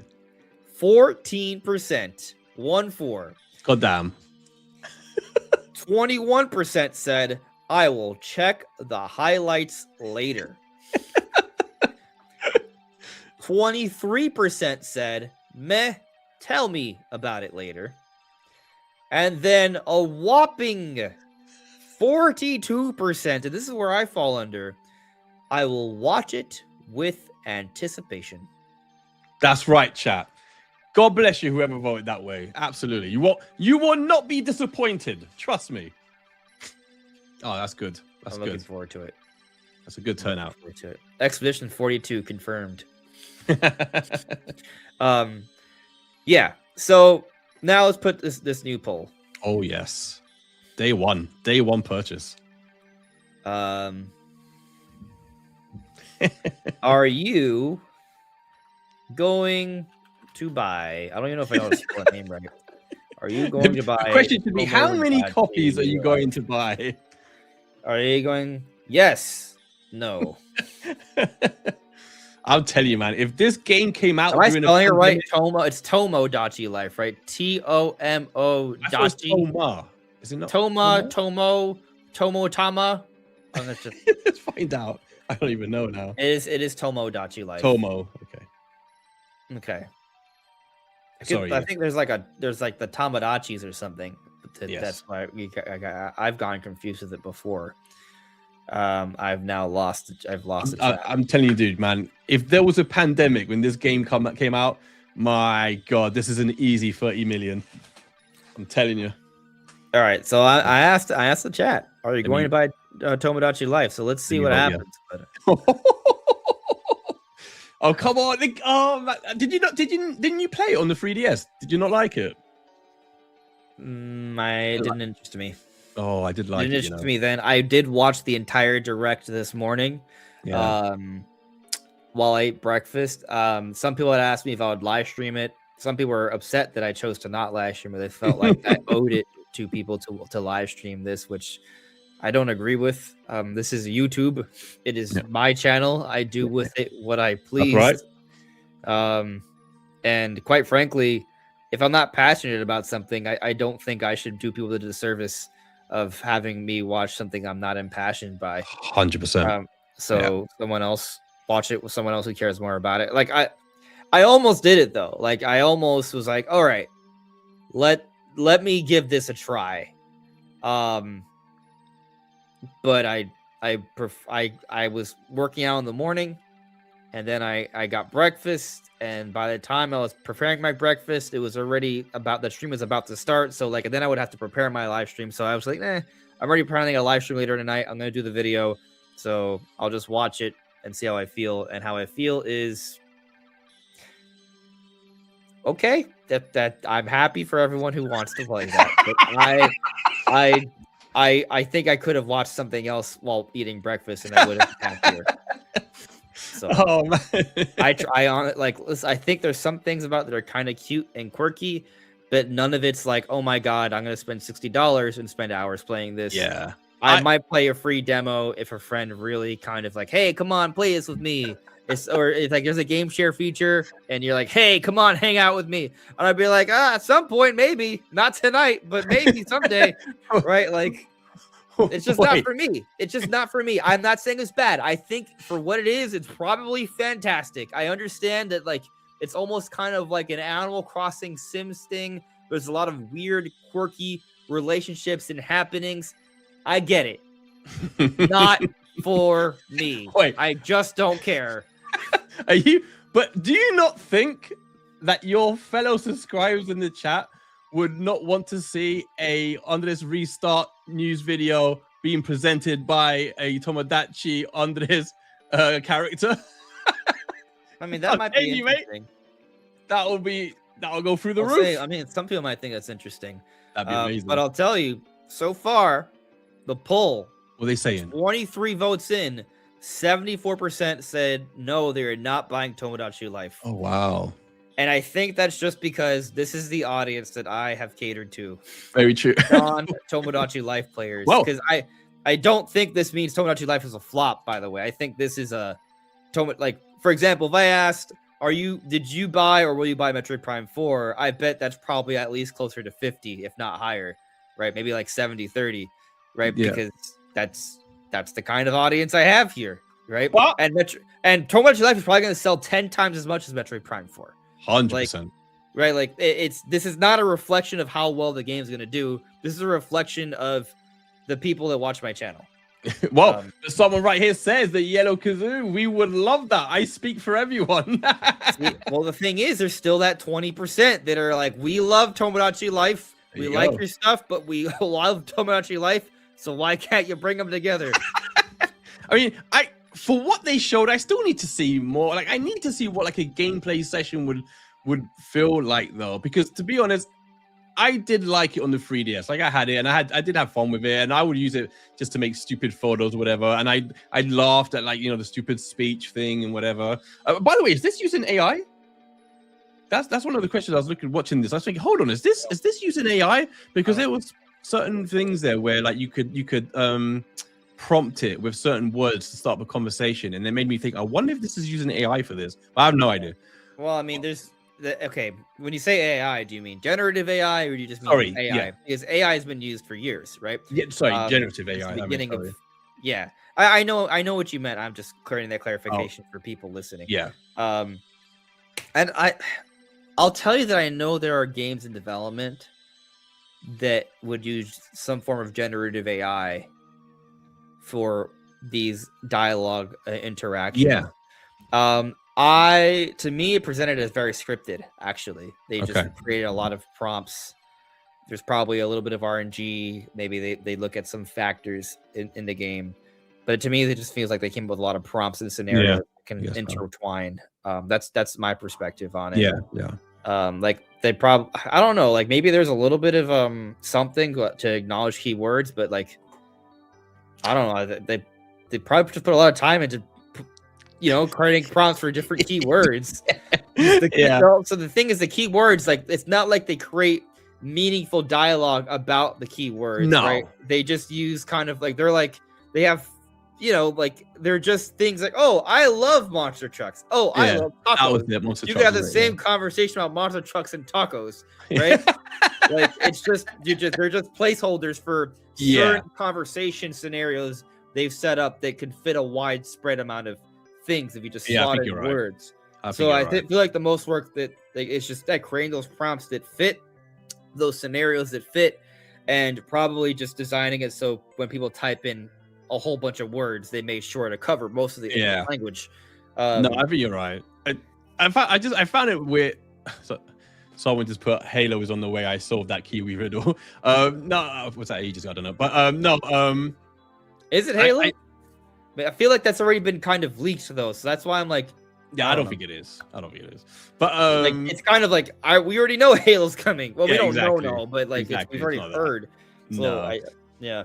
Yeah, no, like I think the game's fine. I'm surprised. I am surprised they did a whole direct for it, because I think the game's going to sell regardless, and I don't think you're going to bring anyone new to it via the direct. It's like you said, you didn't stream it. I know loads of other content creators who didn't stream it, not just because they're not interested, but they know their audience isn't either. I think that audience is just going to buy it, whatever. I wasn't in love with the way they showed it though. Like the way they stopped to explain to you what Miis are and how you make them. I was like, oh come on, Nintendo, what are you doing? You know, so that was a bit. So I don't know. I don't think they did the best job of showing it in the best way they could have. Put it that way. I don't think they convinced anyone who was not going to buy it to go out and buy it.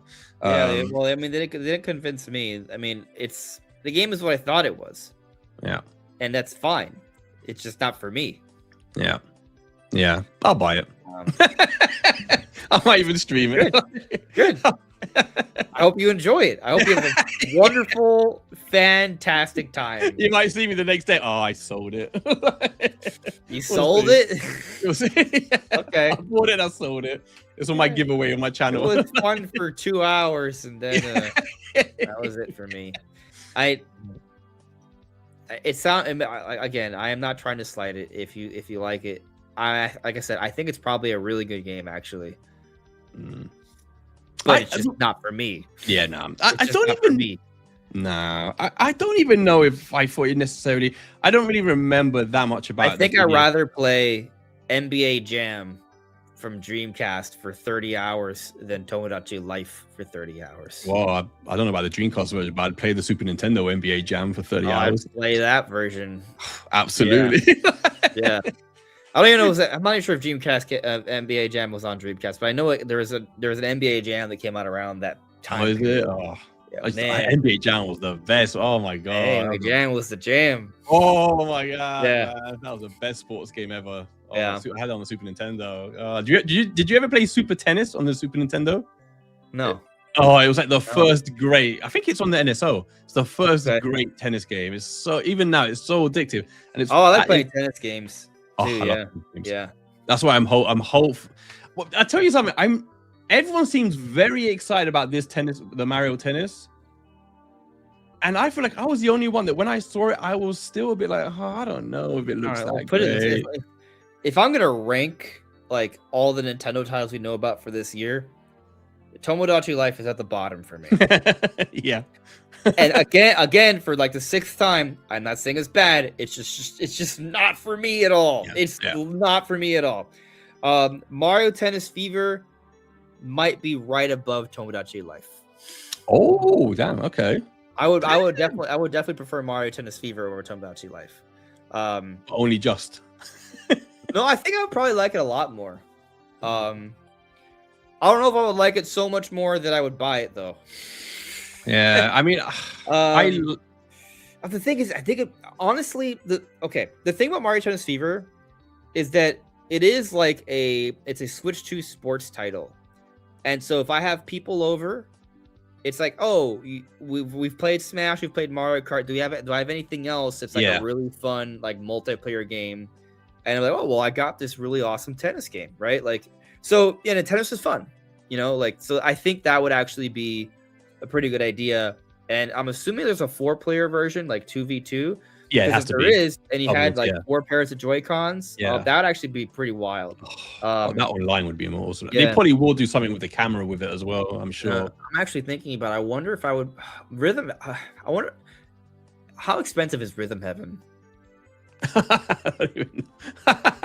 This comes down to price. This comes down to price because if Rhythm Heaven is cheaper, then I definitely would pick Rhythm Heaven or Tennis Fever. God I don't know. damn. Wow. What are you trying to say about Rhythm Heaven? No. What are you trying to say? No, I'm just saying Mario Tennis, you know. Like, might be controversial is what I'm saying. Is it? How? Like it's a sports title. Yeah. I don't know. Mario Maybe I look at sports titles with less regard. Like maybe that's a failing on my part. No. It's all preference. I would say Fire Emblem Fortune's Weave is the top of what we know about right I'm now. in the mood for new Fire Emblem for sure. I'm like ready. Then Yoshi and the Mysterious Book.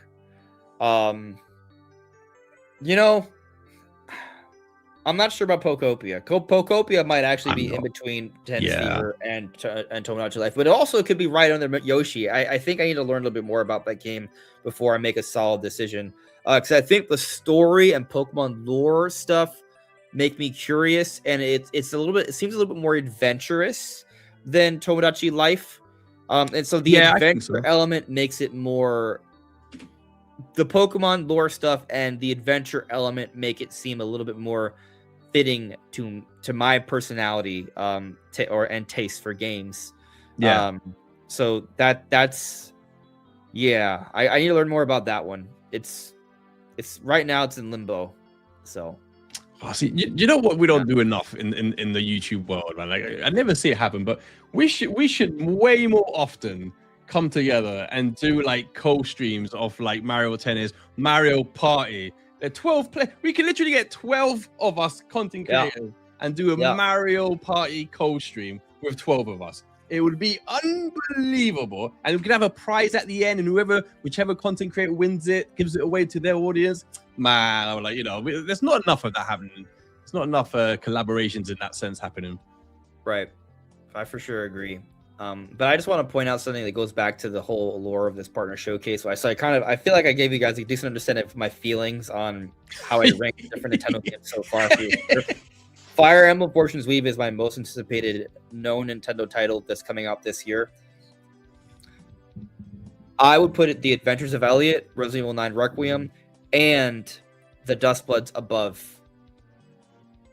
every game in that list. Well, all right, maybe okay. I think the thing is, on which list? Hold on. Fire Emblem might be higher, but I need to see more. I don't think they've shown me enough to get me hyped. No, very hyped yet. Because I know more about The Adventures of Elliot and Resident Evil 9 Requiem. They kind of have those games above right now in terms of my excitement for it. None of these games are gonna hit Dustblood's level. Even Resident Evil Requiem. Well,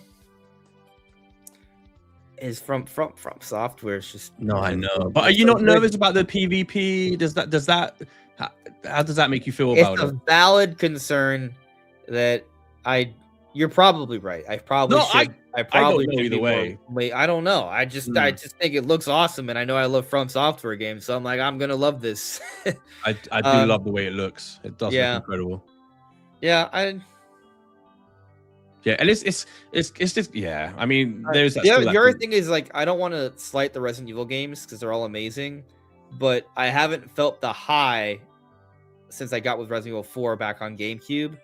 So I agree. So, like, while I do love Resident Evil, and like I said, I'm playing through Resident Evil 2 Remake right now. I'm trying to finish it this time. I'm gonna go to Resident Evil 4 Remake and see how I feel about that compared to the original, and then play 9. Like, I'm excited for them. I like them. I enjoy them. I played through Village. I enjoyed that. But it's not like it's not an Elden Ring, Bloodborne, Dark Souls experience for me. I would say Resident Evil 4 to me is better than almost. It's like a top 5 experience for me, right? But current Resident Evil, current Resident Evil. And it's not. I'm not insulting the series. It's like one of the best. It's just From Software is like goated. Yeah. No, it's goated. I agree with you. I think I agree. I mean, I haven't. I haven't played that many. And maybe when I play Resident Evil 4 Remake, I'll be like, oh, you know what? Like I can. It could change. It's these things can change. Opinions can change as more information comes in, right? Like, and maybe Resident Evil 9 Requiem reviews are going to be stellar, and it's gonna be the opposite for the Dustbloods, which would break my heart. But but also, reviews aren't everything. I think Metroid Prime 4 got way undersold. I'm not saying it's as good as Metroid Prime 1, but I think honestly with Metroid Prime 4, I think people just wanted to be something else, and it's not that, so it's getting dragged down for not being that. And I'm not saying it has issues, but so does that. Anyway, I know some people are like, no, it sucked. How dare you? You're stupid. But no, it's not. No, I liked it. Yeah, I think it might have been Kiwi who said it on your podcast, where he's like, I think people's opinion of Prime 4 will change years down the line. I think people will appreciate it more like the longer time goes. That's my thinking on it, at least. I know we talked about it. I don't remember exactly. I think it was on your podcast. It might have been you who said it, but like I think that's true. I think once this all settles down and people just pick it up out of their own whatever because they see it somewhere and play it for the first time, I think there'll be that. I think people will just appreciate it a lot more. Yeah, it was fine. It was a good game. For sure. Hey, Ruby, come. So you got. I should get my cat. You've got your cat. I'm gonna get my cat, man. There she is. There she is, right there. Ruby. Hold on. Ruby, hey. Let me see. Let me find my fat cat. Hey. See how chunky she is. Hey. Hey there, baby. Yeah. There you are.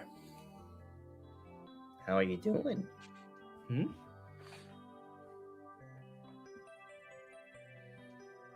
Comfy? Okay,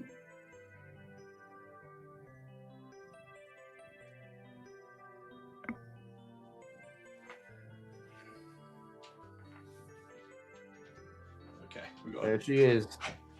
We got the fat cat stream. It's a cat stream. Let's see how fat she is. She's so fat. She's so fat. Oh wow. Adorable. What a fatty. Look how chunky she is. Someone's probably just taking a snapshot of this right now. There you go. So what are these two guys doing, man? We're just playing with our cats. Yeah. Leave us alone, chat. Oh yeah. Now she's just gonna sit there on the table. Oh my god. I literally just woke up. She was like asleep in a little basket. She's so fat, my god. Oh my days. She gotta go on a diet? Do you know what? Like, yeah, she has to go on a diet, yeah. Last time we took her to the vets, because we got two cats, and one of them super fine, everything. And then this one, they said, like, yeah, she's healthy, but she needs to eat less. And she's definitely bigger than that time. She for sure needs like a diet, yeah. Absolutely, little fatty. Slightly less treats. Yeah, I used to play actually here. I was playing on the Switch One Stray, and like she would sit here and she was just staring like at the monitor for ages and just following the cat, and she would try and swipe the cat constantly while I'm playing. That's hilarious. Wow. Oh, that's cute. I haven't played Stray. I've been meaning to. Oh, awesome game, dude. I really hope there's a Switch 2 edition of that, because it ran okay. It was like more or less 30. But it was quite soft. It was maybe 720. I don't know. I would definitely buy a Switch 2 version of that game. It was an awesome game. Really cool art style as well. You should definitely play it. Absolutely. Yeah, see someone else having hopes who wants to play it. Yeah, I'd probably score it like an 8.5 or 9, I think, if I'd scored it. Like the art style's amazing, the music's amazing. Like the missions you do are really cool, like, with the cat. And the story's awesome, and then it's got this whole it's like cyberpunk type thing as well. Oh man, I was really surprised by that game. I was really surprised by how how it opens up. Like highly recommend that game. Best cat game.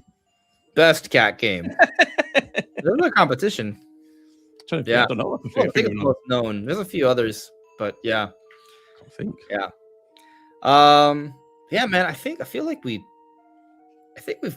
pretty much discussed everything we need to discuss. We got through it, man.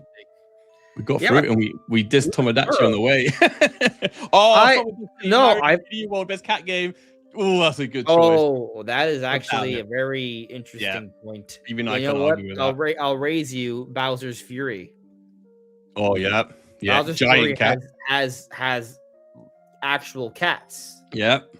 There's cats you interact with, and in 3D World, there's a cat costume, but are you actually a cat?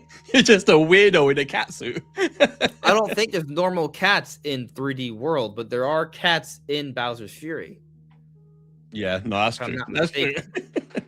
Yeah, That's true. so there's definitely a few indie cat titles. like Oh, but that. Stray's the best, man. Stray's the Man. best.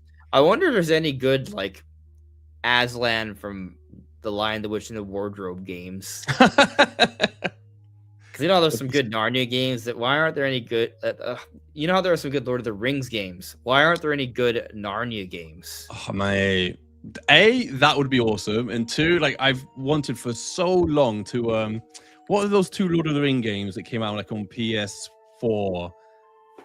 There's two of them. I can't remember what. Shadows of Mordor or something. Yes, Okay. I would kill for those on Switch too. I love those two games. Isn't there like a rumor that they're gonna do like a Hogwarts Legacy but for Lord of the Rings? Oh, That would be crazy. that would be I would awesome. love that. Oh man, I'd kill for that. My wife loves Lord of the Rings, man. Like, oh my god, there's a cinema like near us that does every so often they do a triple showing of the 3 films and the uncut. So it's 12 hours. So you're in the cinema for 12 hours, and it's night as well. So it's like 9 p.m. till 9 a.m. And it's like, but it's so cool, man. But you go there and it's like full of like real Lord of the Rings hardcore fans, man, like dressed up as Gandalf and stuff. You know, it's like, oh god. But it's like, oh man, any games on Lord of the Rings, yeah, absolutely buy. Oh, I'll tell you what else we could see quickly before we finish. The Star Wars games we could see drop on the partners. The Jedi Survivor. Absolutely. Combo pack. Absolutely. You know what? I haven't played them. I've been looking for an excuse. They're good, man. They're really good. The thing is, I got so much to play. Like I never finished Horizon Zero Dawn, so like I might take a get break. that on Switch. No, I'm not gonna buy it on Switch. I'm not. Like even if it comes out on Switch, I'm not gonna buy it because I already own the game. I bought it years ago, and I'm gonna just upgrade to the remastered for $10. Like, true. And it probably looks and runs way better on PS. Like that's kind of like the thing that's why I'm gonna do it because it just yeah, I think I'll take a break from my Resident Evil campaign after I finish 2 remake and play Horizon Zero Dawn remastered. And we'll see what happens after that. Because I ain't buying Tomodachi Life. I'm not buying Tomodachi Life. Yeah. You should have just ended it like that and just cut the stream. I ain't buying Tomodachi Life. That's how you should end like your next 7 videos, man. Bro, nah, people will be upset. It will. I want people to enjoy the game. Just because I don't like it doesn't mean I have to drag it down for others. That's a very good way to be. Yeah. Unlike people with Metroid Prime 4. How dare you like this game? Burn, fool. God, yeah. I still get people like this, man. Like I get excited about a game and everyone jumps in like, oh my god, how could you want to play that 30 FPS? You know, I'm like, oh, shut up. That's it was Assassin's Creed Shadows. Oh, it's not even 4K. It's 30 FPS. What's your problem? That's disgusting. Why don't you buy an actual console? I'm like, oh my god. Casual. Oh yeah. You suck. Unbelievable. Like I'm 42 having to deal with this, man. I still remember years ago I had an argument with someone about Google Stadia, right? Mm-hmm. I remember them saying, "Oh yeah, I think it's gonna take over." I'm like, I don't think so, dude. This is in person. This is some random person I met in real life, and I'm like, I don't think so, dude. I think it's there's a reason it's only been the big 3 for many years. Yeah. He's like, oh, I don't know, it's super advanced, and I'm like, yeah. All right, believe what you want, but that ain't happening. Be top 2 soon. I think Xbox will be out. I've said for years, I've always thought even Sony will leave before Nintendo. I think even Sony at some point will think, you know what, we're making more money elsewhere. Maybe we'll stop playing consoles. I don't know when, but I think Nintendo will be the last one. I mean, that's so tricky though. Like, when you think it's gonna really get to the point where it's just Nintendo, I think that would be a problem. Yeah. I'm saying that as a hardcore Nintendo fan. Yeah. Or maybe I'm not that hardcore anymore because I just talked about how I'd rather play my PlayStation until like May. Shame on you. No, not at all. I mean, I don't know, man. Like, what am I gonna buy? I don't want Tomodachi Life. I don't. Yeah. Maybe I'll buy Mario Tennis Fever for when I have guests. Like, Yeah. what am I gonna buy? I don't want these games. I mean, the thing is, it gets to the point, right, where maybe I'll buy Pokopia. Maybe that comes out March. Maybe our consoles are just an app in the future, but then the thing is, Nintendo's so involved, so integral to hardware that they will always find quirky ideas to use hardware with, and so like them being just an app that you download the games just isn't them, just wouldn't be them. But I don't know. At the same time, I definitely see Sony leaving before Nintendo, 100%. Like they're already following footsteps. If they have to leave, but I can't envision a world where it's just Nintendo. I mean, it wouldn't be entirely that, because you would have PC, right? Yeah. And you would have mobile. I mean, you have the Steam Deck, and maybe like Amazon and Netflix gaming just gets way bigger eventually. Maybe that's just starts to be, maybe eventually gets to a point where that does get adopted, where you buy a TV and it just comes with a controller in the future, and maybe it's something like that. And maybe it's just Nintendo that maybe has an app, but maybe they do something additional with hardware. I don't know, but I definitely just see Sony. They're already putting games in they're already slightly doing what Microsoft's doing. They're already starting to put their games on PC and Xbox and Switch 2. It's not that far away. Like, they're not a million miles away from what Microsoft was doing just a few short years ago. I don't know. I'd be intrigued. Obviously, they will make a lot more money than Microsoft, but I still feel like, Nintendo makes all their money from games, now cinema and other things, but Sony's TVs and phones and cameras, they make money all over the place. So I don't know. I'd be intrigued to see the next 10 years, see what happens. Like after the PS6, like is that going to be their last console? I don't know. Something to ponder, chat, as you sleep tonight. Yeah. Kiss your PS5s, for it could be the last one you kiss. It looks like we got one more super chat. Yeah. King Denny Frost, thank you for the super chat. Long time, bro. Appreciate you. I'm buying Banjo 3E. Oh, is this a partner showcase leak? Bro, it's not. But if it was... What that would sell. Probably 1.5 million copies. Oh my god! If Nintendo could ever do a deal with Microsoft. Well, I mean, honestly, yeah, I mean, if they got the Odyssey team to work on Banjo 3, it would probably do pretty well. Oh, imagine that! Jesus, I bet it could hit like 3 million. I've had this idea. And I mean, it also came out for Xbox and PC, and maybe 4 or 5. I would love it. Very successful. That would be yeah, absolutely. I mean, heck, I think if they even got to 2 million, it'd probably be worth it. Yeah. I mean, I don't know. It depends on the budget, but I just feel like the budget wouldn't be that intense, So I don't think Microsoft would even cough up. Yeah. No, I'd be thinking about the next 2D Donkey Kong and think, okay, so it won't be retro, it probably won't be Nintendo, and I've wanted to for a while. And I don't know if anyone in the chat here has played God damn it, what's it called now? Ukulele. But Ukulele and the Impossible Lair, the 2D one, which is far superior to the 3D one, is far superior. That game, when you play it, I promise you, makes you think, oh wow. And obviously it's Rare people, right? Who make the When I played that game a couple of years ago on Switch, I remember thinking, oh my god, they need to get this studio to make a 2D Donkey Kong game, because I think they could do an incredible job. Absolutely incredible job. They should buy out really Platonic anyways. I beat the layer. Good challenge. Yeah, see, someone's played it. Oh, that's cool to know. The overworld is amazing in that game. I'll tell you, that studio is one to watch, because they make every game they release is just massive strides. Platonic. I think they're awesome. Yeah. By the way, Yellow Kazoo, shout outs to you. I am 34. Oh, so young. So young. I'm 42. I would never know. I mean, you've told me, but like, I would never think that. Nah, dude, man, I have a son that's 18. It's disgusting.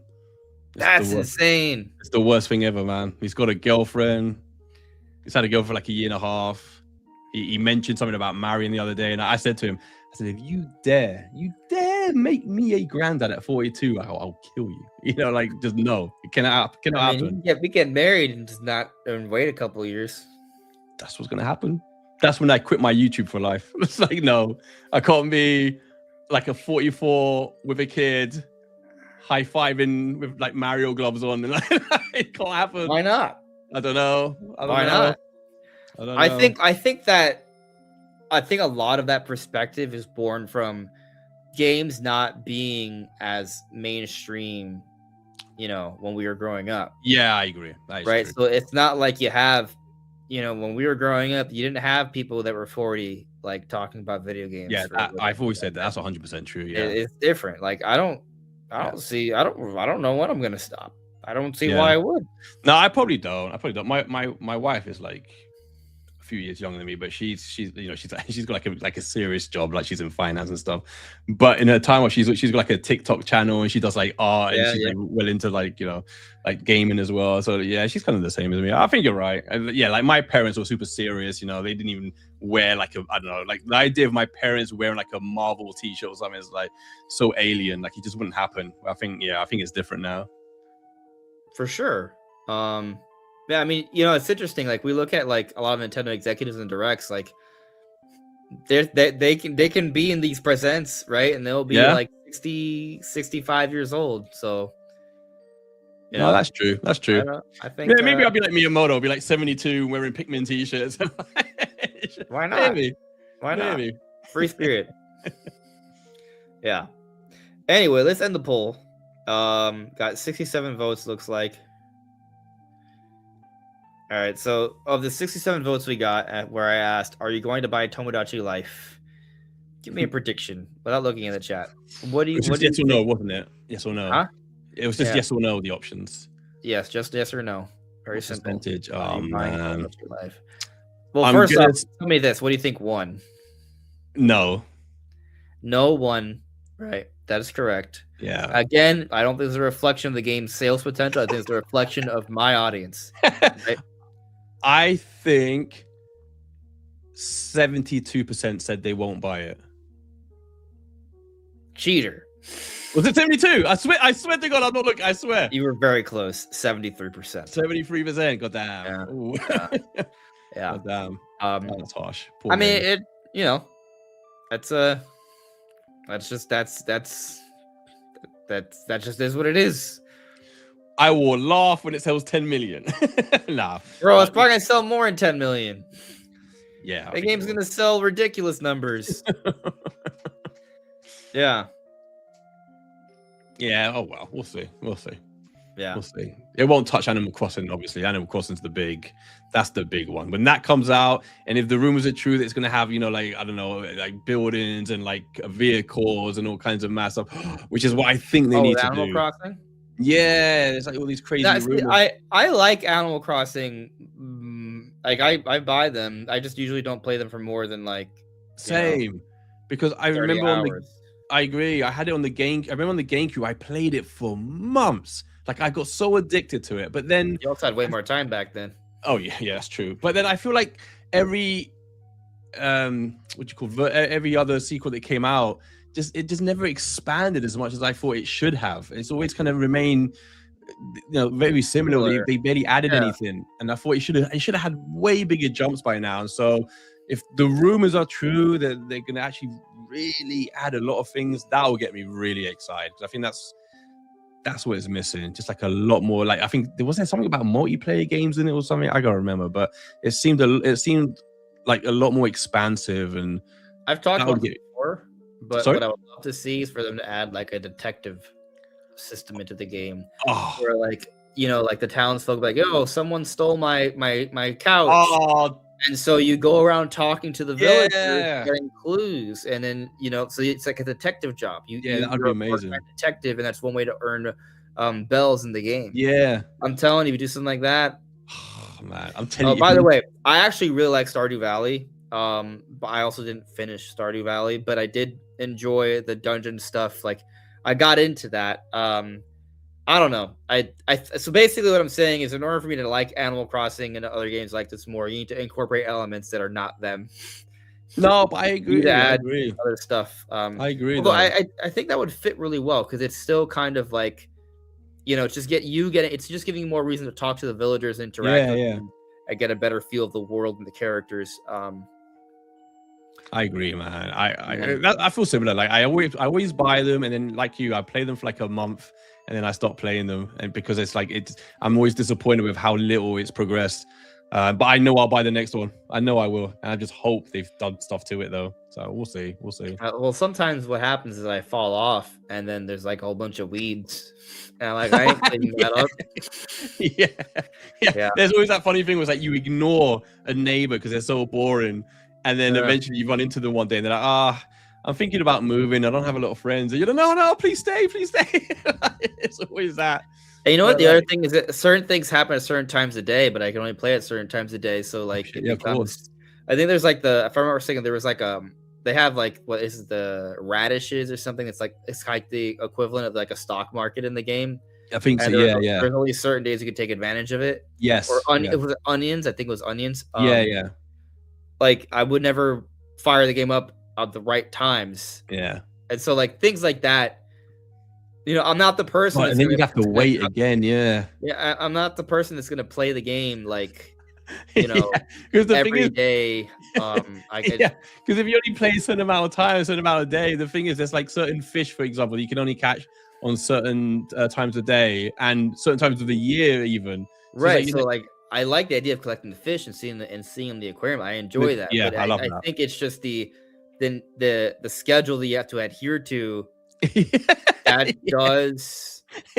And so like the thing is, you're also doing a lot of chores in the game, right? Yeah. To kind of make a living, and I also have that existential crisis. So like all these things, like you make it sound so stressful as well. That's the thing. You're just thinking about it.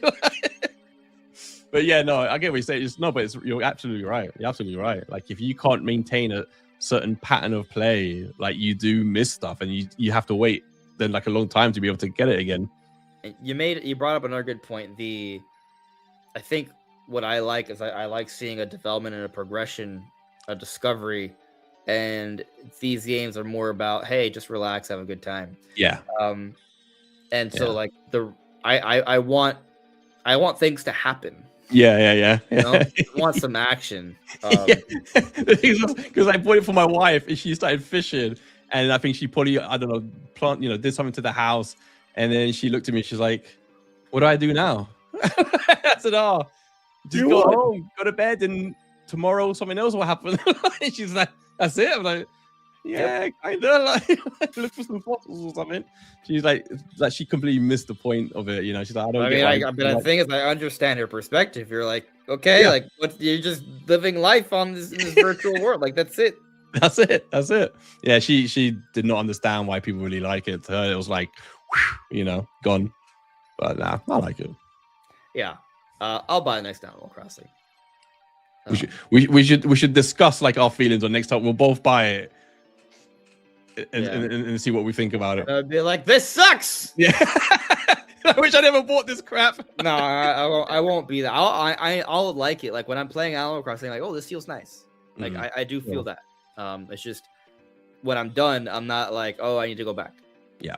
So I only get to like 20, 30 hours. Yeah. I'm the same. I'm the same. All right, guys. That is all for now. See you soon. Goodbye, friends. Make sure to check out Attack the Backlog's channel. It is linked in the description below. Too kind. At Attack the Backlog. He's awesome. Thank you. And thank you for having me, dude, by the way. Like I said, it's always so much fun to be here. I don't know if people know, but when I first started doing YouTube, I think you were the first person I contacted and asked to be on my podcast, because I saw your channel and I loved your channel. So, and I think I mentioned it a lot. So it's always for me like a big honor to be here. So thank you very much for having me on. Having you. Yeah. Thank you. Yeah, man. All right, guys. Have a good night. We'll see you soon. Bye. Bye, guys.